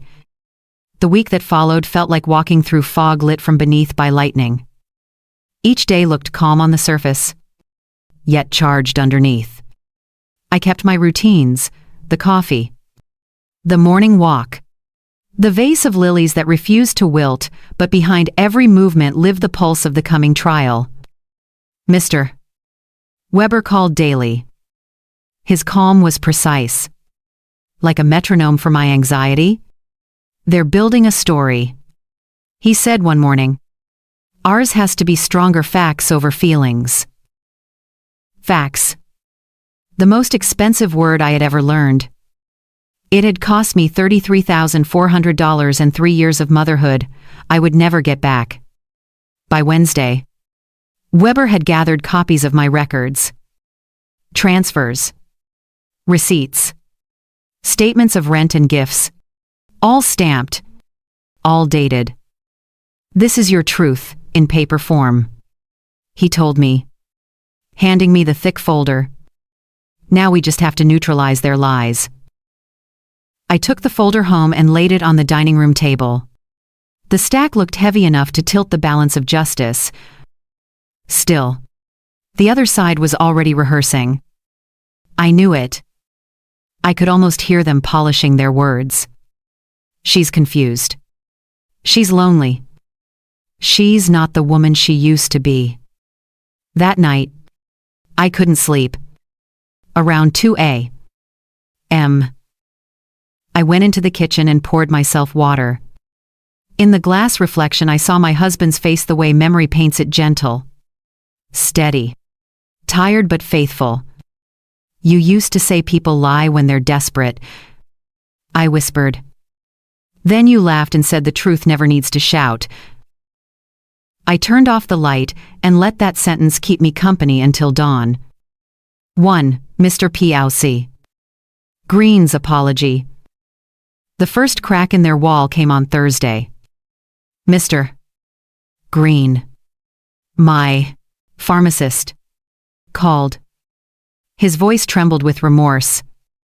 "Mrs. Richer, I want to apologize in person.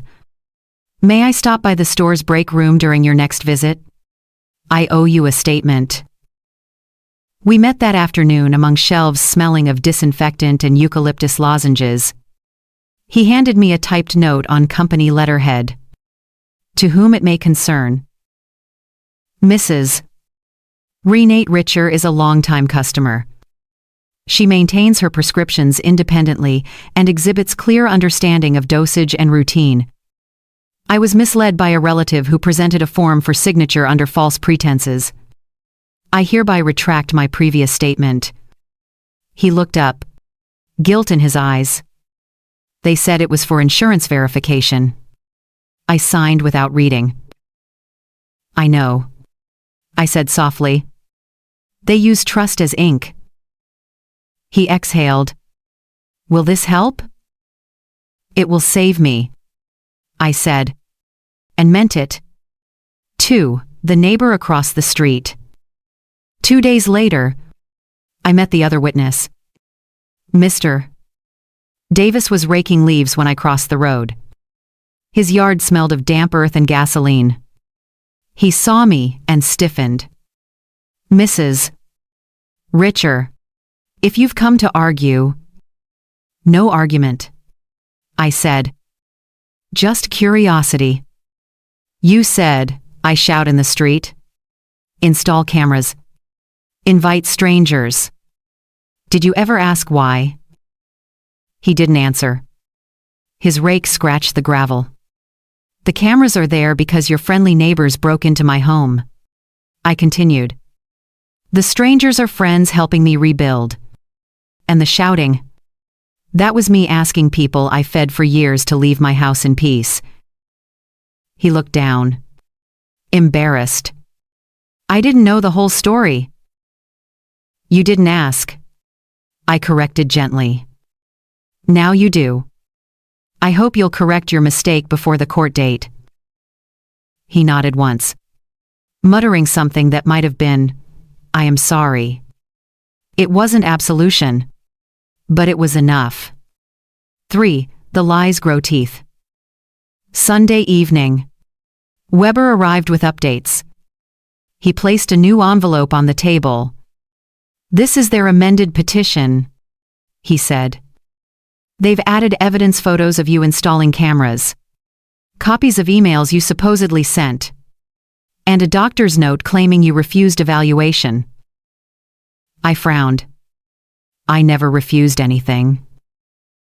I know, he said. Well, counter with Dr. Moore's upcoming report. What about those emails? He sighed. Fabricated? Most likely. Well, have a tech specialist verify your account. They're trying to paint you as paranoid, disoriented. But the more they invent, the easier it is to dismantle. I looked at the envelope. It might as well have contained the weather forecast for my next few months. Dark skies. High winds. Visibility limited. What drives people to this? I asked quietly. Debt, Weber said. And greed. But mostly, the fear that they'll have to live without someone they once controlled.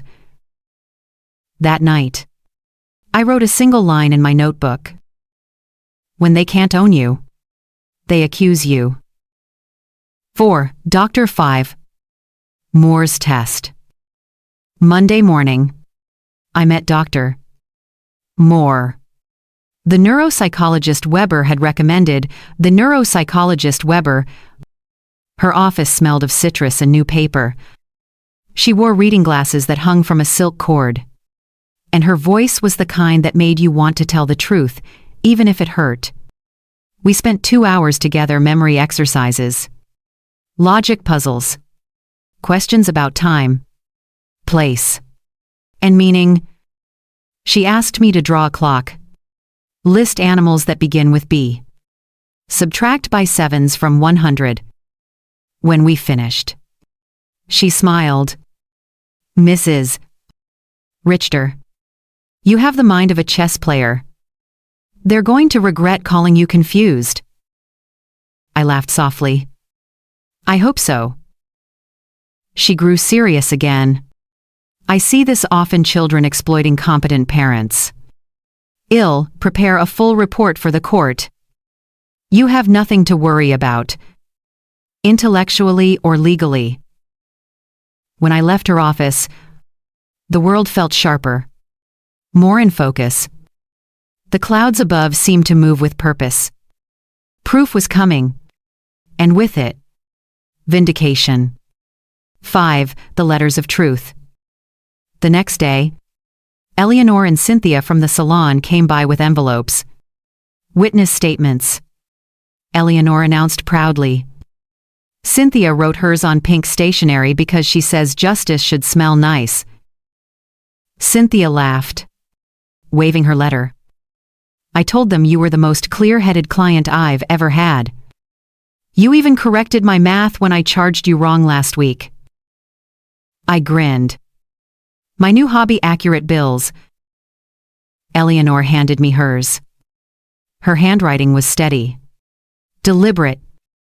I have spent hours in conversation with Mrs. Lackensevend. Richter. She is lucid, organized, compassionate, and far from confused. The only instability around her has been the selfishness of others. I hugged her. You've given me armor, I whispered. That's what friends are for, she said. We hold mirrors when people try to fog them. 6. The Whisper Network. By Thursday, word had spread through the neighborhood that I was in trouble. Some looked away when I passed. Others offered sympathetic smiles, too sweet to trust. I heard bits of rumor she's losing it, her own son had to step in. Gossip. That old scavenger had found new food. Eleanor noticed my clenched jaw during our afternoon walk. Let them talk, she said. Storms clear air. Truth travels slower but lands heavier. I nodded, though inside I still felt the sting. Respect, once lost in whispers, takes time to return. That night, Weber called again. We've filed the counterclaim, he said. They can't touch your accounts during litigation. Next, we prepare testimonies. When is the hearing? I asked. 3 weeks. 3 weeks, 21 days of waiting for justice to measure my sanity. 7. The night before resolve. The next evening, I found myself organizing my folders again. Not because they needed it, but because I did. Every receipt felt like a heartbeat. Every signature, a proof of life.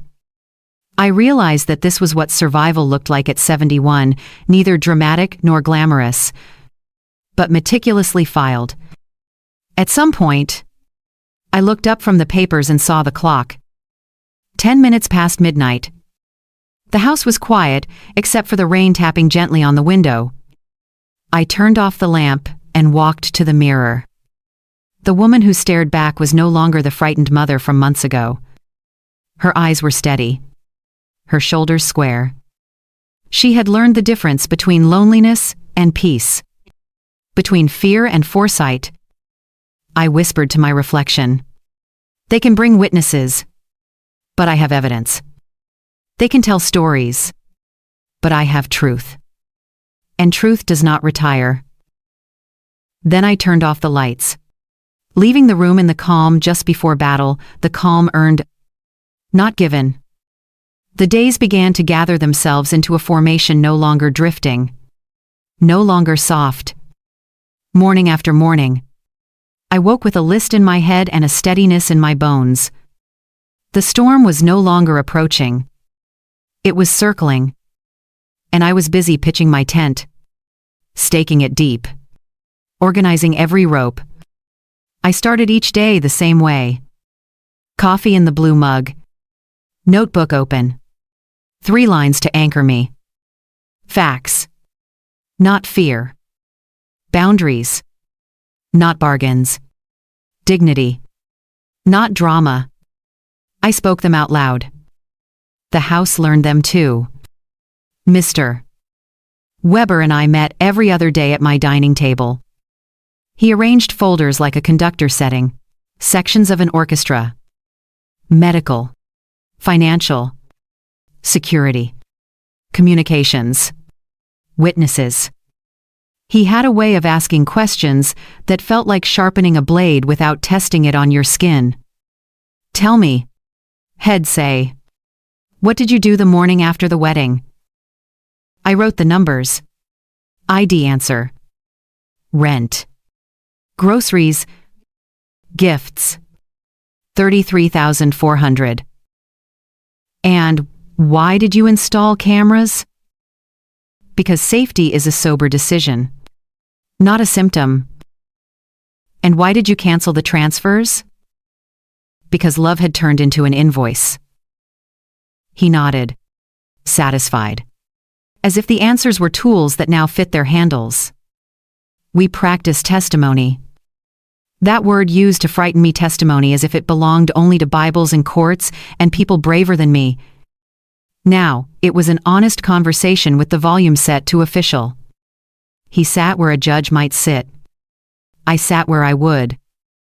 He asked me to tell the story and then to tell it shorter. Then shorter still. Until each sentence landed and stayed. Keep your answers clean. Head say. Think of them as rooms. Uncluttered. Everything in its place. If opposing counsel tries to drag a chair in, don't help them arrange it. Weber was not alone in this work. My life showed up for me in neat envelopes and steady hands. Mr. Green delivered his retraction on pharmacy letterhead and promised to testify. Cynthia from the salon printed her statement on pink paper that smelled faintly of citrus. Ethan, the young man who installed the locks, brought a simple affidavit. Installation date. Reason given by client. Prior unauthorized entry by relatives. Desire for safety. He underlined safety as if the word were a lock of its own. Eleanor organized the neighborhood women like a gentle general. Well, carpool. She decided. No one walks into that courthouse alone. They started dropping by with Tupperware and encouragement. Paragraphs for my case. And soup for my freezer. So you won't have to perform survival, Alfreda said, pressing a jar of chicken broth into my hands. You'll just have to do it. Between legal drills and practical kindness, I tended my house as if it were recovering from a long illness. I oiled the dining table until it flashed with warm light. I washed the curtains and ironed them smooth, the way my mother used to before holidays. I uprooted the tired geraniums and planted something stubborn. Rosemary. Robust. Fragrant. A herb that jars your memory awake. One afternoon, as I was pruning the roses, Mac's car crept slowly past the house. He didn't stop. The sight didn't sting the way it once had. I stood up, wiped my gloved hands on my apron, and watched the taillights fade at the end of the street. Some goodbyes don't need words, only distance. That evening, Weber called. They've added another declaration, he said, claiming you've isolated yourself under the influence of outsiders. Which outsiders? I asked. He hesitated, and I smiled before he spoke. Your neighbors, he said. Your salon. Your lawyer. So, community is a symptom now, I replied. Good. Let it be a healthy one. He chuckled. Well, be ready. I hung up and set the phone on the counter, palm flat on the cool stone. For a second, grief came not as tears, but as a small ache for what could have been. If love had been love. If help had been gratitude. If a wedding had been a family and not a gate with a new lock. I let the ache sit beside me. Then I gave it a chair with a view and returned to my lists. The next morning, I had my appointment with Dr. Moore to finalize her report. Her office felt like a place where truth was measured in careful lines. She walked me through the summary. Cognitive scores. Attention and memory. Problem solving. Executive function. You'll see, she said gently. Your results are not just normal, they're excellent for your age. For my age, I repeated, smiling. A pair of words that always feels like a border checkpoint. She laughed. Then consider this your passport stamp. She tapped the report. Competent. Clear. Capable. At home. I put her report at the front of the medical folder, sliding it into the plastic sleeve as if tucking a child in for safety. My hands had stopped trembling. I realized I was starting to enjoy the neatness of proof. 2 weeks before the hearing, Weber suggested a mock cross-examination. I made tea, straightened the chairs, and lit a candle, not to be dramatic, but to remind myself that light behaves even when questioned. He arrived with a legal pad and an expression he warned me I wouldn't like. Today, he said, I am not your lawyer. I am theirs. He was right. I didn't like him. But I loved what we did. Mrs. Richer. He began.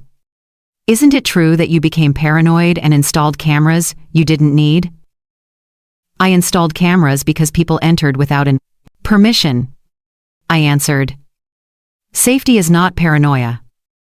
It's hygiene. And you cut off your children's rent without warning. I canceled a voluntary transfer. Adults pay their own rent. The only person I blindsided was myself by waiting so long. You haven't spoken to your son in weeks. Doesn't that show isolation? It shows a boundary. Silence can be the sound of respect when words have been used as weapons. He nodded, almost imperceptibly, then pressed on. Sharper. Your neighbor claims you shouted in the street. I asked intruders to leave. I replied, if I sounded loud, it's because ID spent years whispering my own worth. He paused, then dropped his pen and returned to himself. You'll do fine, he said softly. Because I have nothing to hide, I replied. And because hiding is how I lost myself in the first place. That night, I opened the closet and took out the pink dress that once felt like a wound. I ran my hand over the fabric and saw it clearly for what it was, a garment. Not a grave. It would not see a son's wedding. That was a truth already lived.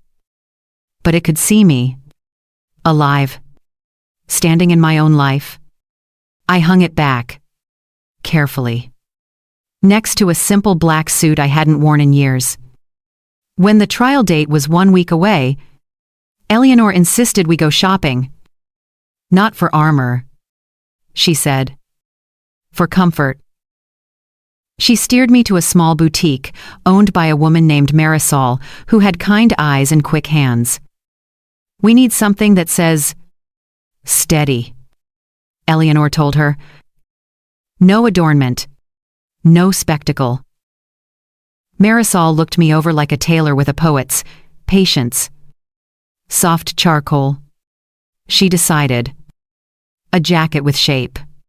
A blouse that doesn't argue with your face. Shoes that let you stand. We chose a blouse, the color of clean paper and low heels, that understood courts like a second language. When I tried them on, I stood taller without effort. Perfect, Eleanor said. Now, a small indulgence. She led me to the jewelry case and pointed to a thin silver bracelet plain. A single closing clasp. A reminder, she said, fastening it at my wrist. You close the clasp. That evening, I cooked something worthy of the moment. Salmon with lemon, green beans snapped fresh, potatoes roasted until the edges spoke softly of fire. I ate slowly. With gratitude, the ordinary kind. Not the kind that apologizes for being hungry. After dishes, I sat at the table with my notebook and wrote a letter. I did not intend to send. Max. Tomorrow, I will sit in a room where a stranger will decide whether your mother still has her mind. I wish you had asked that yourself. Gently. Over coffee. I wish you had wanted me more than what you thought you were owed. I wish love had not been a line item in your budget. But here we are. I will defend myself. Because you left me no other version of love to choose. If a door opens in you later, I hope it opens to respect. That is the only key I'll accept. Mom. I folded the letter, placed it in an envelope, and slid it under the communications tab. Not evidence. Not proof. Just a witness to my own heart. The final days moved like a rehearsed play. I checked the courthouse address twice. Then 3 times. I filled the car with gas. I placed my folders in a canvas tote that used to hold picnic blankets and now held my future. I set 2 alarms. I put a bottle of water and a small pack of almonds in my purse. Because bodies do not run on justice alone. The night before the hearing, I cleaned the house the way my mother taught me before first days. I smoothed the bed. I aligned the shoes by the door. I wiped the kitchen counters until they reflected the pendant light, a quiet moon. Then I stood at the threshold and placed my palm against the wood. Only love that knocks, I whispered. And truth that enters. I slept easily. Not because I trusted the system, but because I trusted the woman I had become in preparing to meet it. At dawn, I woke before the alarm. The sky was a slate not yet written on. I showered, dressed in charcoal and clean paper, clasped the thin silver bracelet, and looked in the mirror. I did not look brave. I looked ready. When Eleanor's car pulled up, I carried my tote to the door. She was not alone. Behind her, in the back seat, sat Cynthia with a thermos and Alfreda with a stack of tissues she promised not to offer unless I asked. I laughed a short, grateful sound. Ladies, I said, sliding in. Let's go hang a life straight. Eleanor squeezed my hand. We're with you. As we turned the corner, my house stood in the rear view. Steady. Sure. Receiving the early light. I didn't say goodbye. I said, "I'll be back," under my breath, to the rooms that had learned my 3 morning lines and now whispered them back. Facts. Not fear. Boundaries. Not bargains. Dignity. Not drama. We drove on, toward a building where a judge would soon call my name. Courthouses have a particular kind of air polished, recycled, a little too clean, as if truth were a thing you could sterilize. I felt it the moment Eleanor's car door shut behind me. The steps were wider than they needed to be. The columns stared without blinking. I took a breath, pressed my palm to the thin silver bracelet, and climbed inside. Mr. Weber met us with that calm that looks ordinary until you realize it's courage dressed for work. He took my tote bag from my shoulder. Not because it was heavy, but because respect sometimes looks like that. We're in 4B, he said softly. Judge Miller. The courtroom was smaller than television had promised me. A wooden bench. A flag. A clock that refused to hurry. On the left side, Max and Lena sat with their lawyer, an immaculate man with silver hair, and the confidence of someone who thinks the script is already written. Max didn't meet my eyes. Lena did. Briefly. The way a person glances at a window to be sure it's locked and creased. Then she turned away. Weber leaned close. Remember our rooms, he whispered. Facts. Boundaries. Dignity. When Judge Miller entered, everyone stood. And for a second, I felt my knees soften, not from fear, but from the weight of being seen by the state. I sat, smoothed the clean paper blouse Marisol had chosen, and folded my hands. Opposing counsel rose first. Your Honor? he began, voice grave with borrowed sincerity. This is a case of a beloved mother in decline. Mrs. Richter has demonstrated paranoia, impulsivity, and isolation from her family. My clients, her son and daughter-in-law, seek only to protect her temporarily through guardianship. He looked at me the way one looks at a cherished but malfunctioning lamp. Then he started his story. Cameras installed without reason. Transfers abruptly cancelled. Friends suddenly replacing family. He spoke in bubbles. They popped as soon as they touched my skin. Still, the sound of them filled the room. Weber's turn.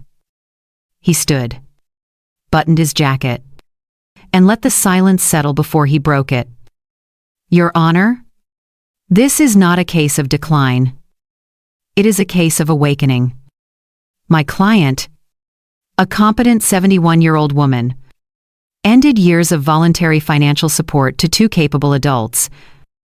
In response, those adults sought her money through intimidation and now through court. We will show you documents, not adjectives. He began laying paths the judge could walk.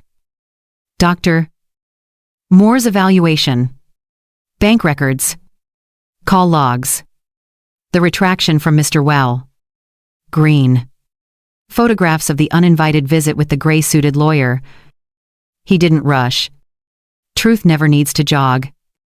Call your first witness. Judge Miller said. Petitioners call Mrs. Pradesteners. Lena Richter. Opposing counsel announced. Lena took the stand. Right hand raised. Voice trembling in just the right places. I love Renate like a second mother. She began. Eyes glistening. But she's changed. She forgets things. She shuts us out. She installed cameras because she thinks we're out to hurt her. She cut us off financially with no warning. We were desperate. Her lawyer guided her gently. Did she refuse help? Did she become combative? Each answer slid into place like a bead on a string. Then Weber stood for cross-examination. His kindness became a scalpel. Mrs. Richer, he said. When was the last time you visited my client without asking for money? She blinked. We talk about many things. A date will suffice. I don't recall. Is it true you were married last month? He asked. Yes. But is it also true you did not invite my client? It was a small. And did you tell her you invited only special people? Her face stiffened. Those words were taken out of. What context justifies telling a mother she isn't special on her son's wedding day? Silence. He let it breathe. You mentioned abrupt financial changes. He continued. Is it accurate that for 3 years you and your husband received $500 monthly rent from my client? Plus additional support totaling approximately $33. $400. She shifted. She insisted. Please answer the question. Yes, she whispered. No further questions. Weber said, his voice gentle as a closing door. Max took the stand next. My son swore to tell the truth, and my heart behaved itself while watching him hold his hand to the air like that. He started strong, reasonable tone. Concerned phrases. My mother has been under a lot of stress since my father died. She refuses help. She's surrounded by new people who influence her. Weber approached slowly, as one might approach a cliff. Mr. Richer, when you and your wife visited your mother with an attorney, did you bring documents for her to sign? We wanted to help her manage. Did you? Or did you not? Bring a power of attorney document. He hesitated. Yes. Did you enter her house without permission? We were worried. Is worry a key? Weber asked. A few quiet laughs from the gallery. The judge raised a palm. Order returned. Do you currently have employment? Weber continued. Yes. Do you believe a 35-year-old employed man should rely on his 71-year-old mother to pay his rent? Max glared at the table. Things were hard. Things often are. Weber said softly, no further questions. Mr. Davis testified a man of rakes and grudges. He described me as loud. My cameras as creepy.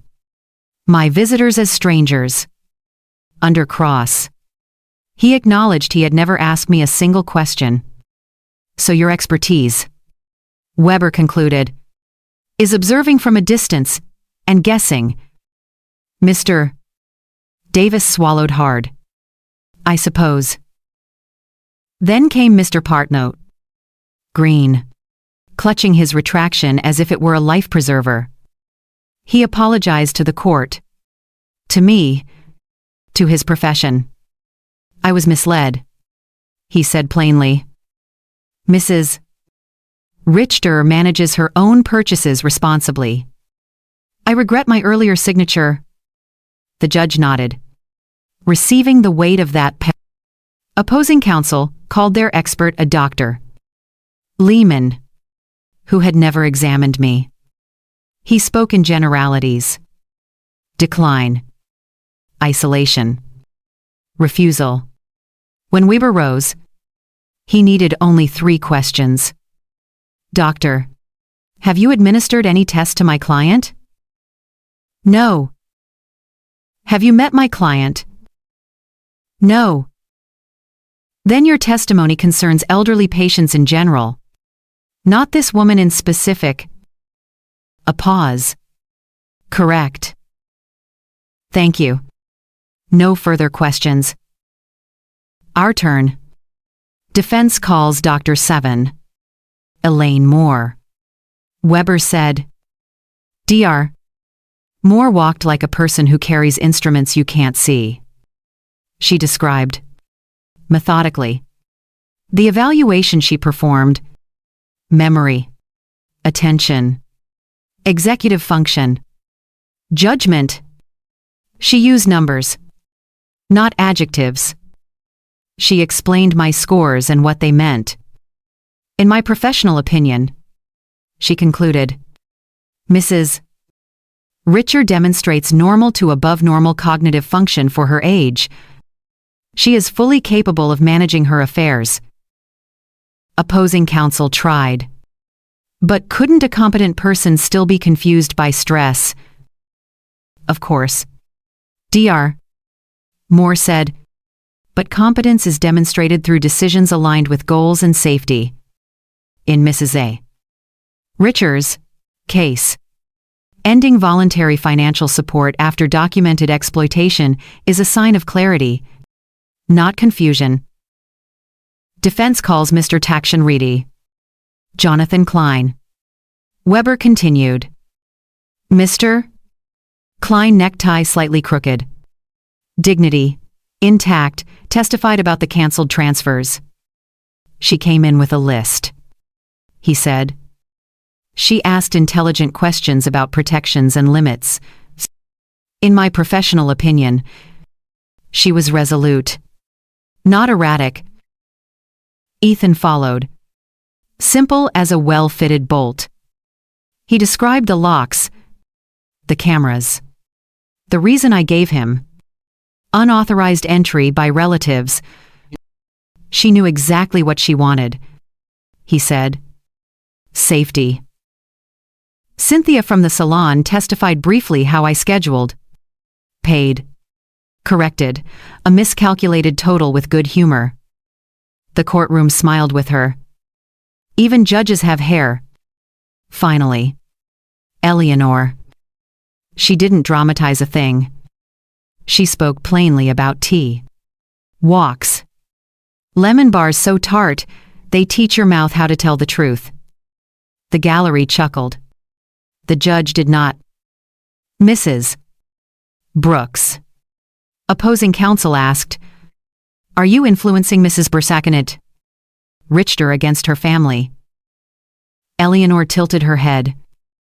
"If by influence you mean reminding her, she is a person who deserves respect, then yes. I recommend the influence." Weber rested. The judge glanced at the clock. "Closing statements," he said. Opposing counsel stood, stitching his adjectives together. Confusion. Isolation. Danger. Duty. He asked the court to err on the side of caution. He asked for a temporary guardianship for her own good. Weber's closing was brief. "Your Honor, caution cuts both ways. Assigning guardianship to those who have financially benefited from my client's dependence would be to award exploitation. The record shows competence tested, documented, witnessed. The record also shows motive debt, expectation, and entitlement. Mrs. Richter ended a subsidy, not a relationship with reality." Then it was my turn.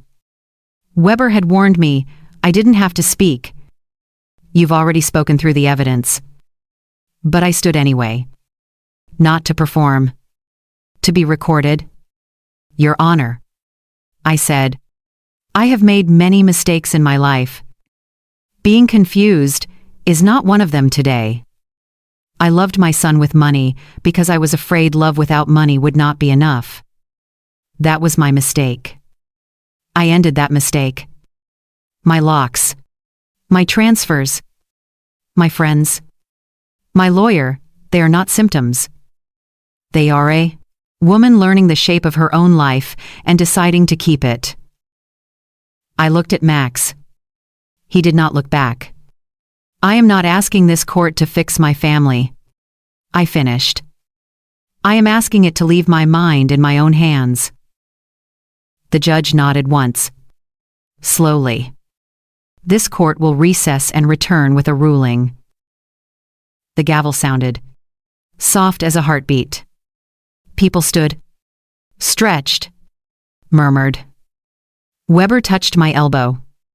"Breathe," he said. "You were perfect." We waited in the corridor with its high windows and low benches. Eleanor sat on one side of me, Cynthia on the other, Alfreda knitting, something determined. "Mr.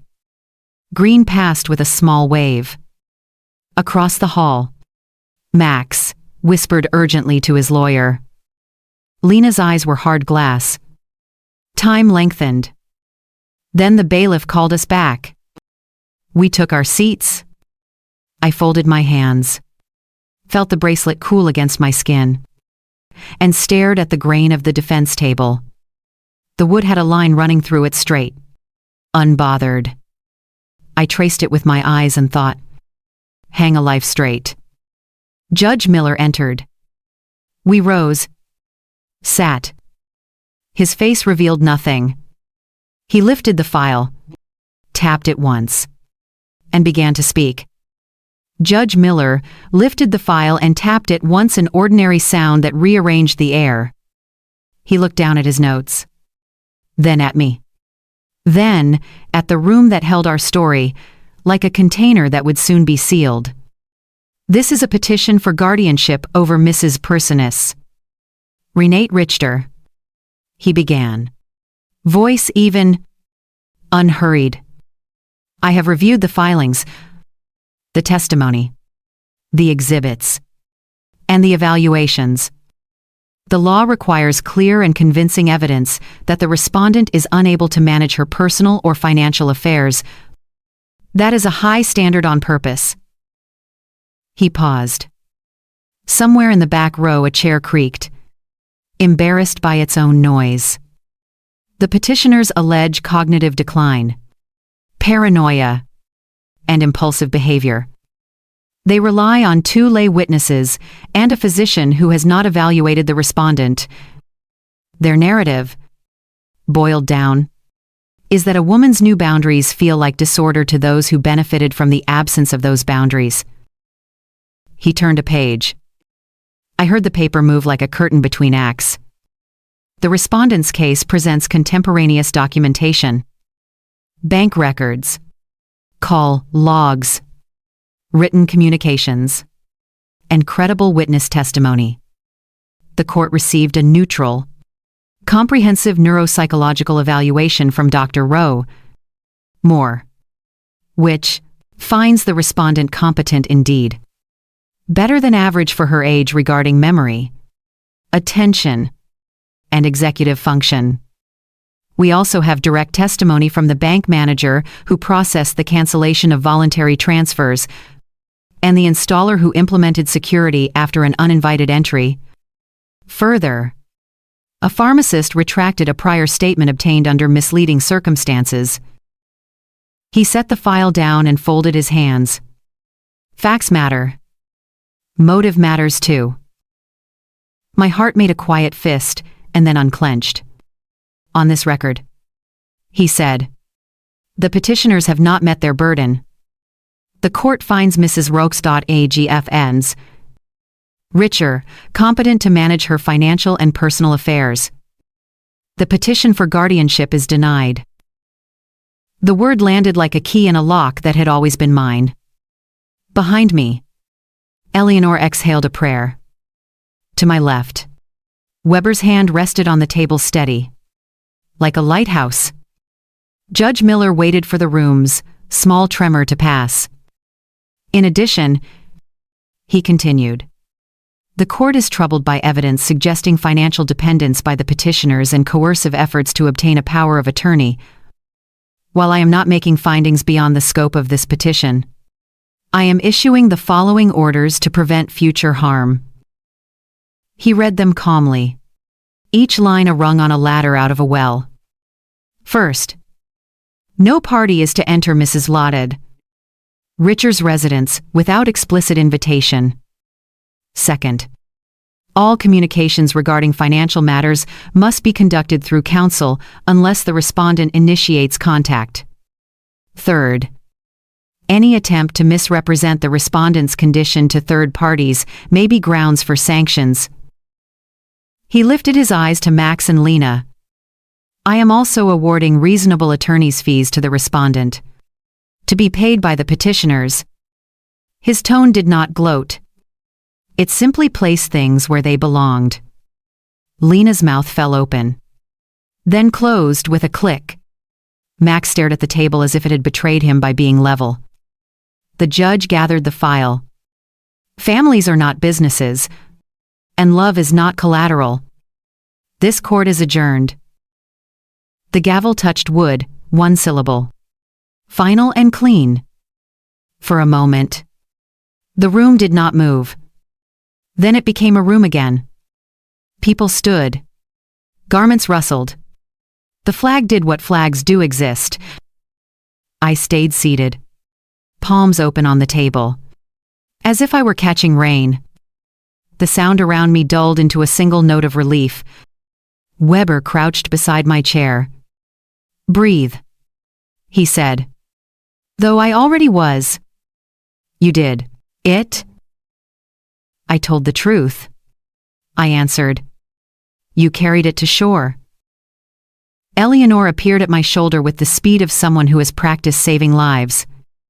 Cynthia's eyes shone. Alfreda pressed a tissue into my hand, and, true to her promise, I didn't insist. I use it. Mr. Green hovered nearby, contrite and hopeful. Even Ethan, sweet, competent Ethan gave a small nod from the doorway, as if to say Locke's work. Across the aisle, Max and Lena conferred with their lawyer in clipped whispers. Lena's face had the sheen of a plan that had just failed its rehearsal. Max glanced at me once briefly. So briefly, and the look was not rage. It was bewilderment, as if the map had been given had turned to blank paper under his feet. We filed out into the hallway. A river of shoes and murmurs. The light through the high windows made everything look like a photograph you want to frame. Weber guided us to a quiet alcove before the elevators. "Next steps," he said in the tone of a man folding parachutes after a safe landing. "Well, file for fees and serve the court's protective orders on opposing counsel. I recommend we keep the through counsel communication rule for at least 6 months. If anything happens at your home, call me and the police." I nodded. The bracelet on my wrist felt cool. Honest. "Thank you," I said, "for believing me before the court told you to." He smiled. "Truth carries its own credentials." Then, softer, "Go celebrate. Quietly. If you like. You've earned the ordinary." Eleanor linked her arm through mine. "Lemon bars," she declared. "And the kind of tea you drink when you've walked out of a battlefield, still yourself." We began to move toward the elevators when Max stepped into our path. For the first time in weeks. He looked like the boy on the playground. Right before head, asked me to push him higher. "Mom," he said. The word was heavy. Like a stone, he hadn't expected to carry this far. I waited. "I didn't think it would go like this," he managed. "That's because you didn't think it through," Eleanor said. Not unkindly. And then she stepped backward, giving us space that was both old and strangely new. "I was scared," he said, looking at the floor. We were behind on everything. Lena said he stopped, reconsidered the comfort of blame. I said things too. I am sorry." The word reached me and did not bounce off. It didn't heal. It rested. "I am not beyond forgiveness," I said. "I am beyond funding." He nodded. A hard swallow moving down the column of his throat. "I don't want your money," he said. And for the first time I heard a man trying on a sentence that might fit if he wore it long enough. "I don't know what I want. Not yet. I want respect," I said gently. "We start there. If you want to talk, write to Mr. Pand. Weber. Then we'll meet in a public place. And we'll talk about the weather first. And the price of apples. And whether the train runs on time. And if, after that, there is something left to say, well, say it slowly." His eyes filled, then steadied. "Okay," he said. He stepped aside. I'll be in touch." Lena appeared at his shoulder like a shadow that hadn't decided where to lie. She opened her mouth, then closed it, the way a person does when the script is gone. "Congratulations," she said to me, but it sounded like a word Shed never had to pronounce. They turned and walked away, their footsteps falling out of sync, then finding each other again. The elevator doors opened with a soft sigh. Inside, Alfreda finally pressed a tissue into my hand. And this time, I used it. I didn't sob. I didn't shake. I dabbed at the corners of my eyes like a woman, ensuring her makeup respects the moment. On the street, the day had grown generous. Pigeons argued about crumbs with shameless dignity. A bus sighed. Someone laughed around a corner. Normalcy, that exquisite medicine, came in ordinary doses. We walked to a cafe. Eleanor liked the kind with small tables and a chalkboard menu that told the day the bread was baked. We found a booth by the window. Weber joined us for a single, ceremonial espresso, then excused himself with a bow of the head that belonged in a kinder century. "Mr. N. Ald." Green came by with a box of pastries for the victor, he said. Then added, For the truth. Ethan popped in on his way to an installation and handed me a tiny keychain shaped like a house. For your keys. He smiled. For your kingdom. I held it and felt a laugh rise. Sweet and clean. For my kingdom. I repeated. Eleanor raised her cup. To competence, she said. To boundaries, Cynthia added. To dignity, Elfrida finished, grinning. I lifted my water glass, the simplest toast. To the right to be myself, I said. We drank. We ate lemon bars so tart, they taught our mouths. Again. How to tell the truth. We let silence sit with us, like an old friend who knows every chapter and does not need them read aloud.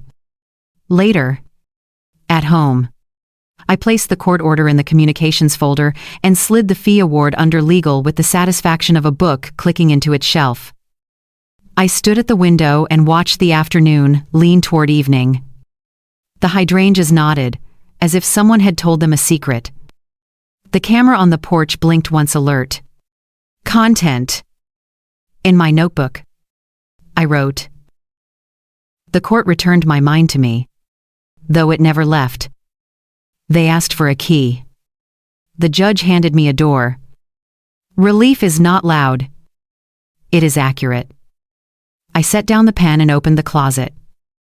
The pink dress hung where it always had. No longer a bruise. No longer a joke. I touched the fabric lightly and thought, you waited for a ceremony. You got one. As dusk pressed its cool palm against the glass, I lit a single candle on the dining table. Not to celebrate. Not to summon, simply to mark the hour. The flame stood up straight, doing its one job, the same job as mine. I whispered into the soft room. Only love that knocks. Only respect that stays. Then I blew out the match and let the light remain. When sleep came, it brought no bargains. No courtrooms. No rehearsed cruelties. Only a long hallway. I walked down at my own pace. The doors on either side opening. Not because someone demanded entry, but because I chose to turn the handles. Freedom does not arrive with trumpets. It comes on soft feet, checks the windows, and sits down at your table as if it had always belonged there. After the verdict, the days unfolded, not as parades but as clear appointments with myself.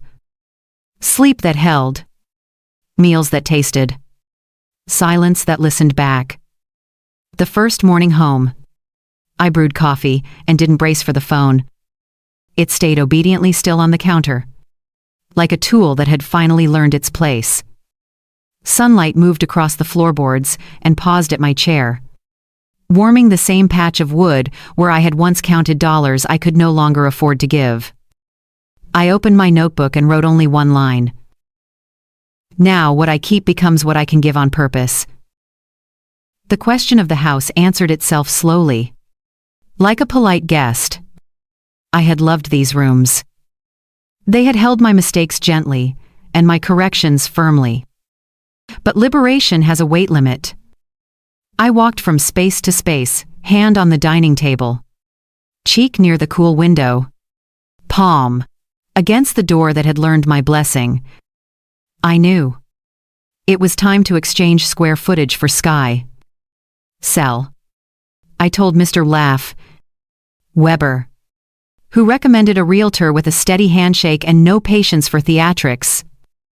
When the sign went up on the lawn, Eleanor came over with a small bouquet of rosemary and lavender tied with kitchen twine.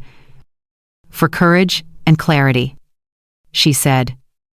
Two herbs that don't apologize for smelling like themselves. I decluttered the way a surgeon cuts. Decisively. With respect. I thanked the sofa for teaching me that comfort isn't company.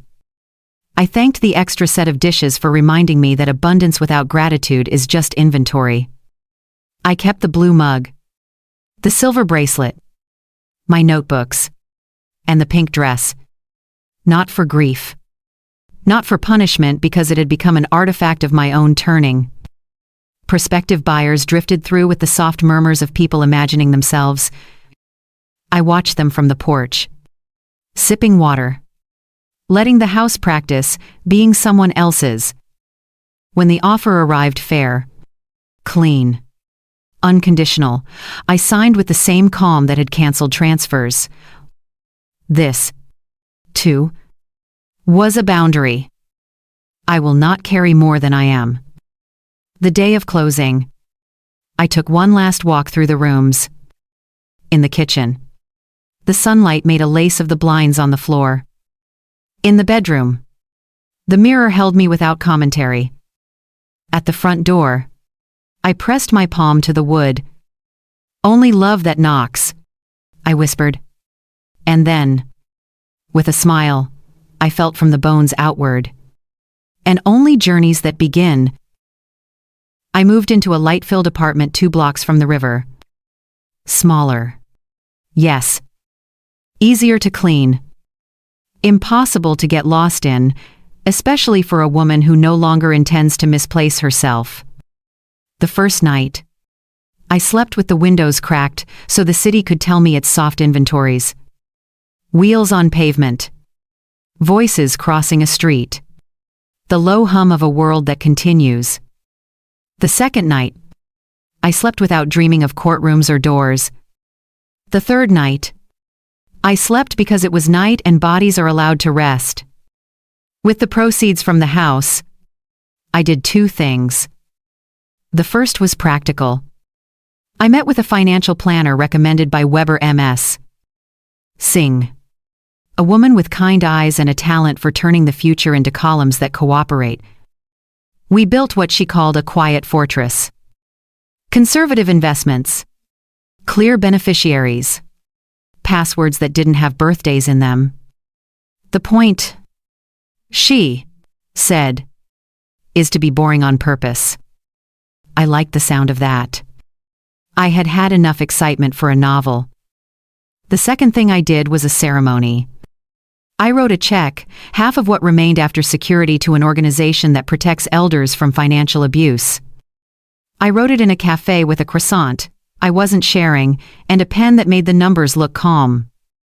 In the memo line, I wrote, "For those who are told they're confused. For those who are not." I mailed it and felt something lift from my chest that had been there since the word special had first cut the air like glass. My days began to braid themselves with new threads. On Mondays, I walked along the river with Eleanor, who had taken to wearing a bright scarf that made her look like a flag for the country of women who know better now. On Tuesdays, I attended a basic drawing class at the community center.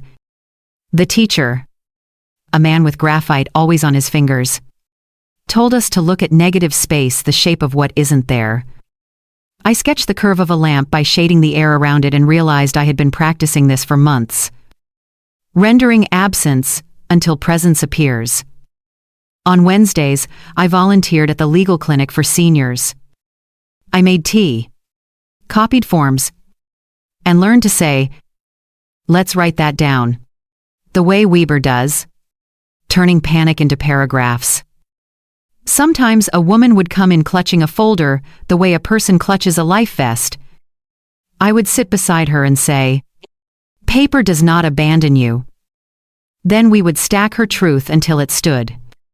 Thursdays were frivolous on purpose. Hair, nails, a new lipstick in a dignified shade that looked like decisions. Cynthia would scold me for trying to tip too much and then press a free travel-size hairspray into my palm as if we were trading state secrets. Soft but strong. Shed. Remind me. Misting my crown like a benediction. Fridays, I left open. I took trains to small towns where the bakery still knew the names of its loaves. I visited a museum and stood too long in front of a painting of a woman at a window. Not because I needed to understand it, but because it understood me.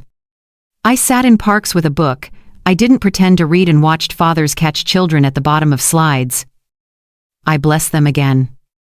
There was, eventually, coffee with Max, arranged through Mr. Blanksit Weber, in a public place, with conditions that read like a prenuptial agreement for conversation. 1 hour. No money talk. No blaming.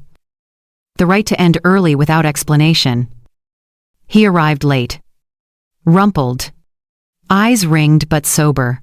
With intention. We spoke about the weather first. Then the price of apples. Then the train delays. The ordinary was a bridge we could still walk. I am looking for extra work, he said at last. I am ashamed of how I acted. Shame is for costumes, I replied. Responsibility is for repairs. He nodded. I have a budget now. A real one. Lena's learning. The name sat between us. Not invited to stay. Not forced to leave. I wish you well, I said. But my well is mine. If we continue, it will be on land that doesn't flood. We set a second coffee for a month later, just a half hour this time. I left with my wallet in my bag and my dignity in my step. Progress, I've learned, is not a parade. It's a cadence. Spring tilted into early summer, and my apartment learned my rhythms. Morning light on the plants, the kettle's small declarations. On the clack of my pencil, as I practiced drawing hands that could both hold and let go. I bought a second-hand bicycle with a bell that sounded like laughter and rode it along the river path until the wind wrote its own absolution in my hair. Sometimes grief would still visit polite now. Less interested in staying for dinner. It would sit in the corner while I watered the herbs and watch me live. When it grew bored, it would leave. I no longer chased it with questions or bargains. I waved. One afternoon, I opened the closet and took out the pink dress. I tried it on in the quiet of my bedroom. It fit differently. My shoulders had set themselves. I looked at the mirror and didn't see absence or humiliation. I saw a woman wearing a color she didn't have to defend. I hung it back and chose a linen shirt for the day. But the dress no longer carried me. I carried it.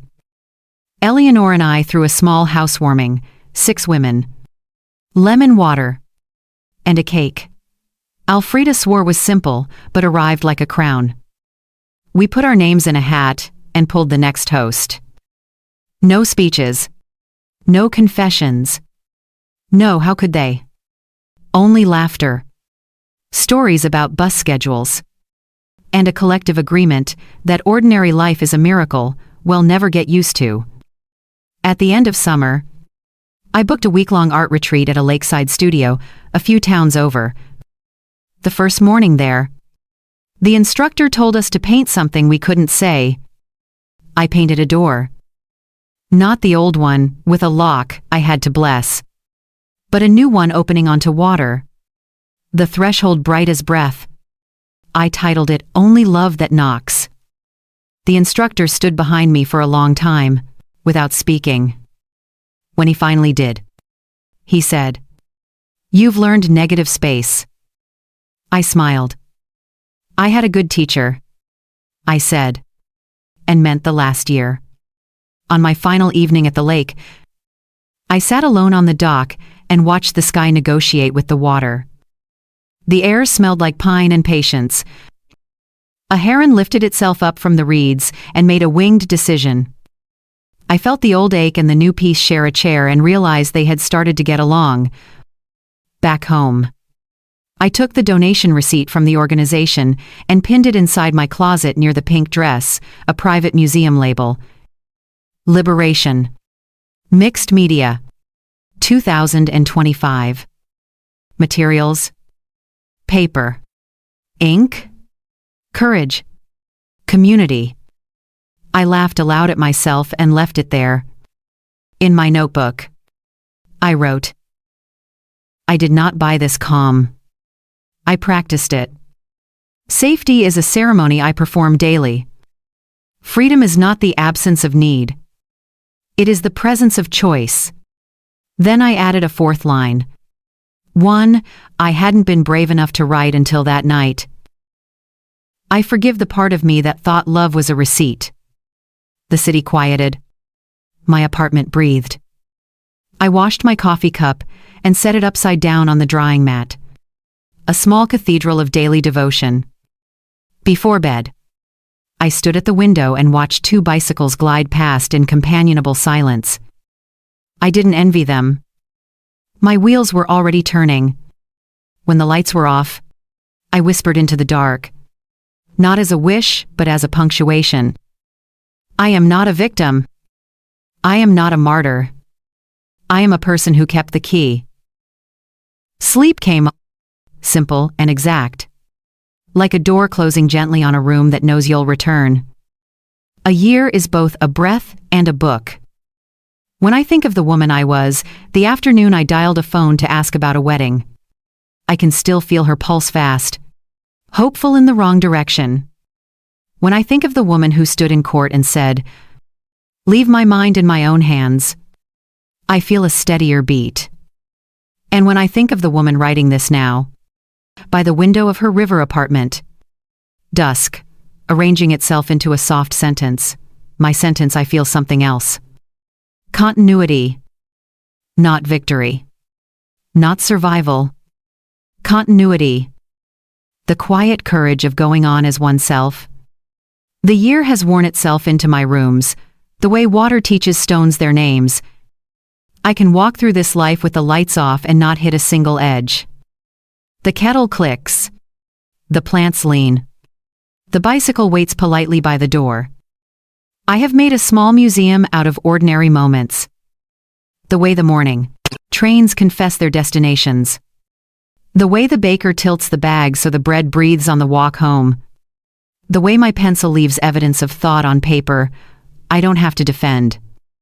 Max and I keep a schedule. We are cautious. Like bridge builders who respect the river. Once a month. At a cafe with chairs that don't wobble. We meet for exactly 40 minutes. He arrives a few minutes early now, which is its own apology. We talk about credible things. Work. Weather. Whether he has learned to cook something besides pasta. Sometimes we risk stories. He tells me about a new coworker who never checks his email and laughs until he coughs. I tell him about a woman in my drawing class who can sketch hands like prayers. We do not exchange money. We exchange sentences. Some of them land. Some of them circle and wait for a better season. At our last meeting, he said, "I am paying down the card." Slowly. He didn't promise.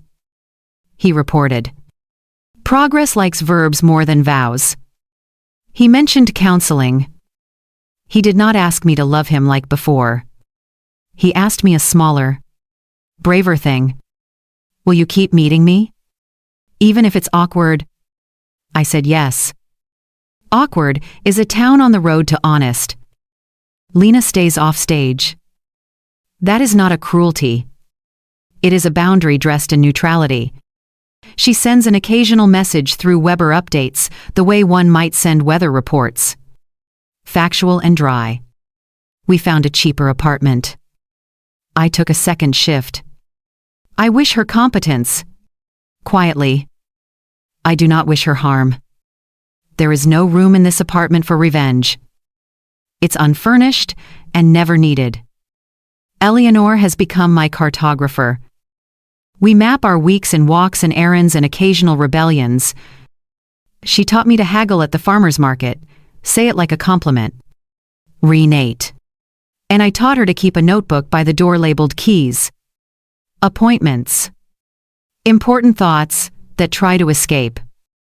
Some afternoons, we sit and say nothing for 20 minutes. Silence has retired from employment as a threat and been rehired as a friend. On Tuesdays, the community center smells faintly of charcoal and citrus when the drawing class gathers. I've learned perspective the patient way by getting it wrong and then backing up until the angle tells the truth. My lines are still too careful. But sometimes they loosen at the end like a laugh. I forgot I had. The instructor says, I draw doors as if I know their biographies. Perhaps I do. I keep volunteering at the legal clinic. We have a script now. A practical liturgy. We say, let's write that down. We say, paper travels better than panic.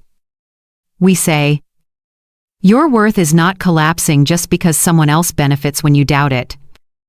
I watch faces shift when truth receives its proper nouns. Names give people back to themselves.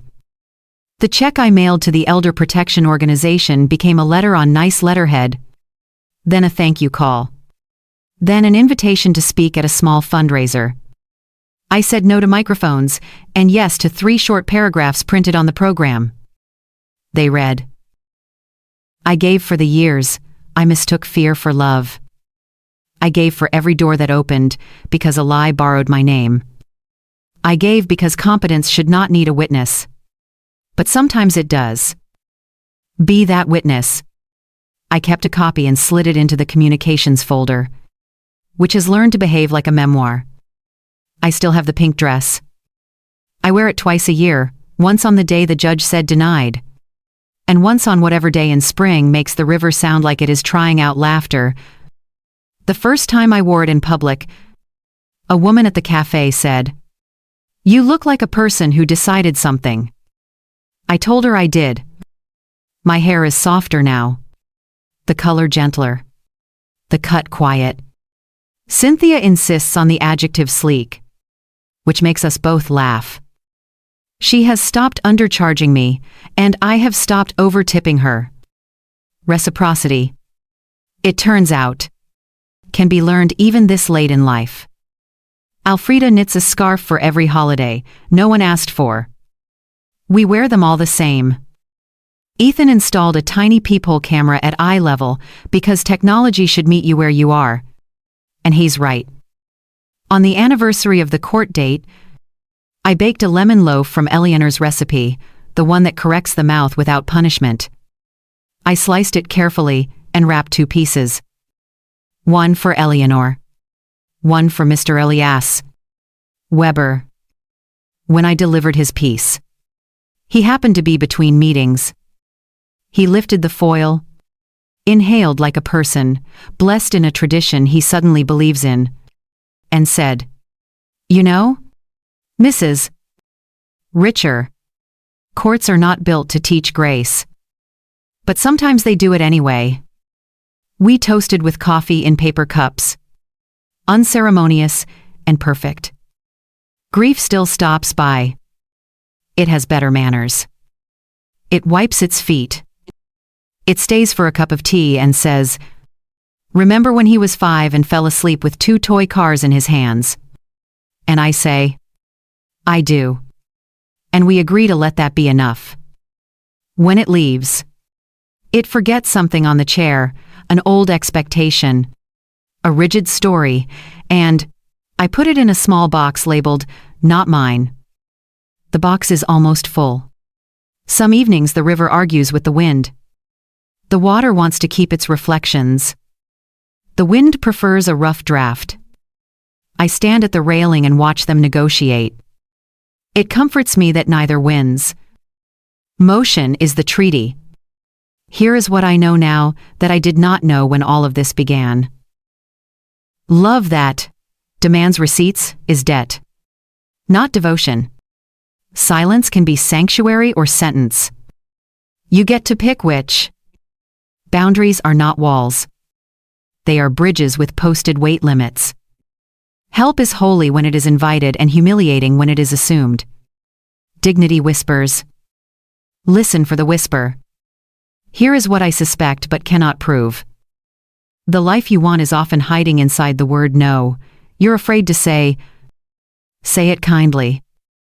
Say it twice if you must. Then open the window and let the air recalibrate. If I have a theology now, it is small and domestic.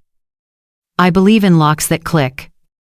I believe in documents that tell the truth, even to people who don't want to hear it. I believe in neighbors who show up with something baked and leave with something lighter. I believe in cups of coffee poured into the blue mug. In bicycles. In clothes that don't argue with your body.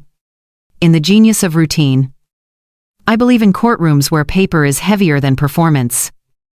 I believe in the right to go to bed with a calm heart that belongs to you. And because this is the last word, let me spend it on the first thing that almost got lost. I loved my son. I love him still. The form has changed the currency. The contracts, the frequency of our sentences. But love, like water, learns the banks you give it. It doesn't drown you if you stop pretending you can breathe underwater. It flows where it is allowed. And sometimes it flows back. I am willing to let it. Slowly. With life jackets and a map. Tonight. Before I sleep, I will do what I do on good days and bad. I will set out tomorrow's cup. I will check the lock and lay my hand on the door and say, only love that knocks. Only respect that stays. I will place the notebook beside the lamp with a new page open. Because the future is easier to greet when it knows you've saved it a seat. I will slide the thin silver bracelet from my wrist and set it in the small dish by the bed. A moon beside a moon. If there is a woman reading this who has been told that she is confused because she has decided to be whole, here is my last piece of advice. Write everything down. Bless your own border. Choose witnesses who recognize your face. And when your own voice sounds strange to you, keep speaking until it sounds like home. That is the only map I have. And it got me here. A year is both a breath and a book. I exhale. I close the cover. I turn off the light and keep the key.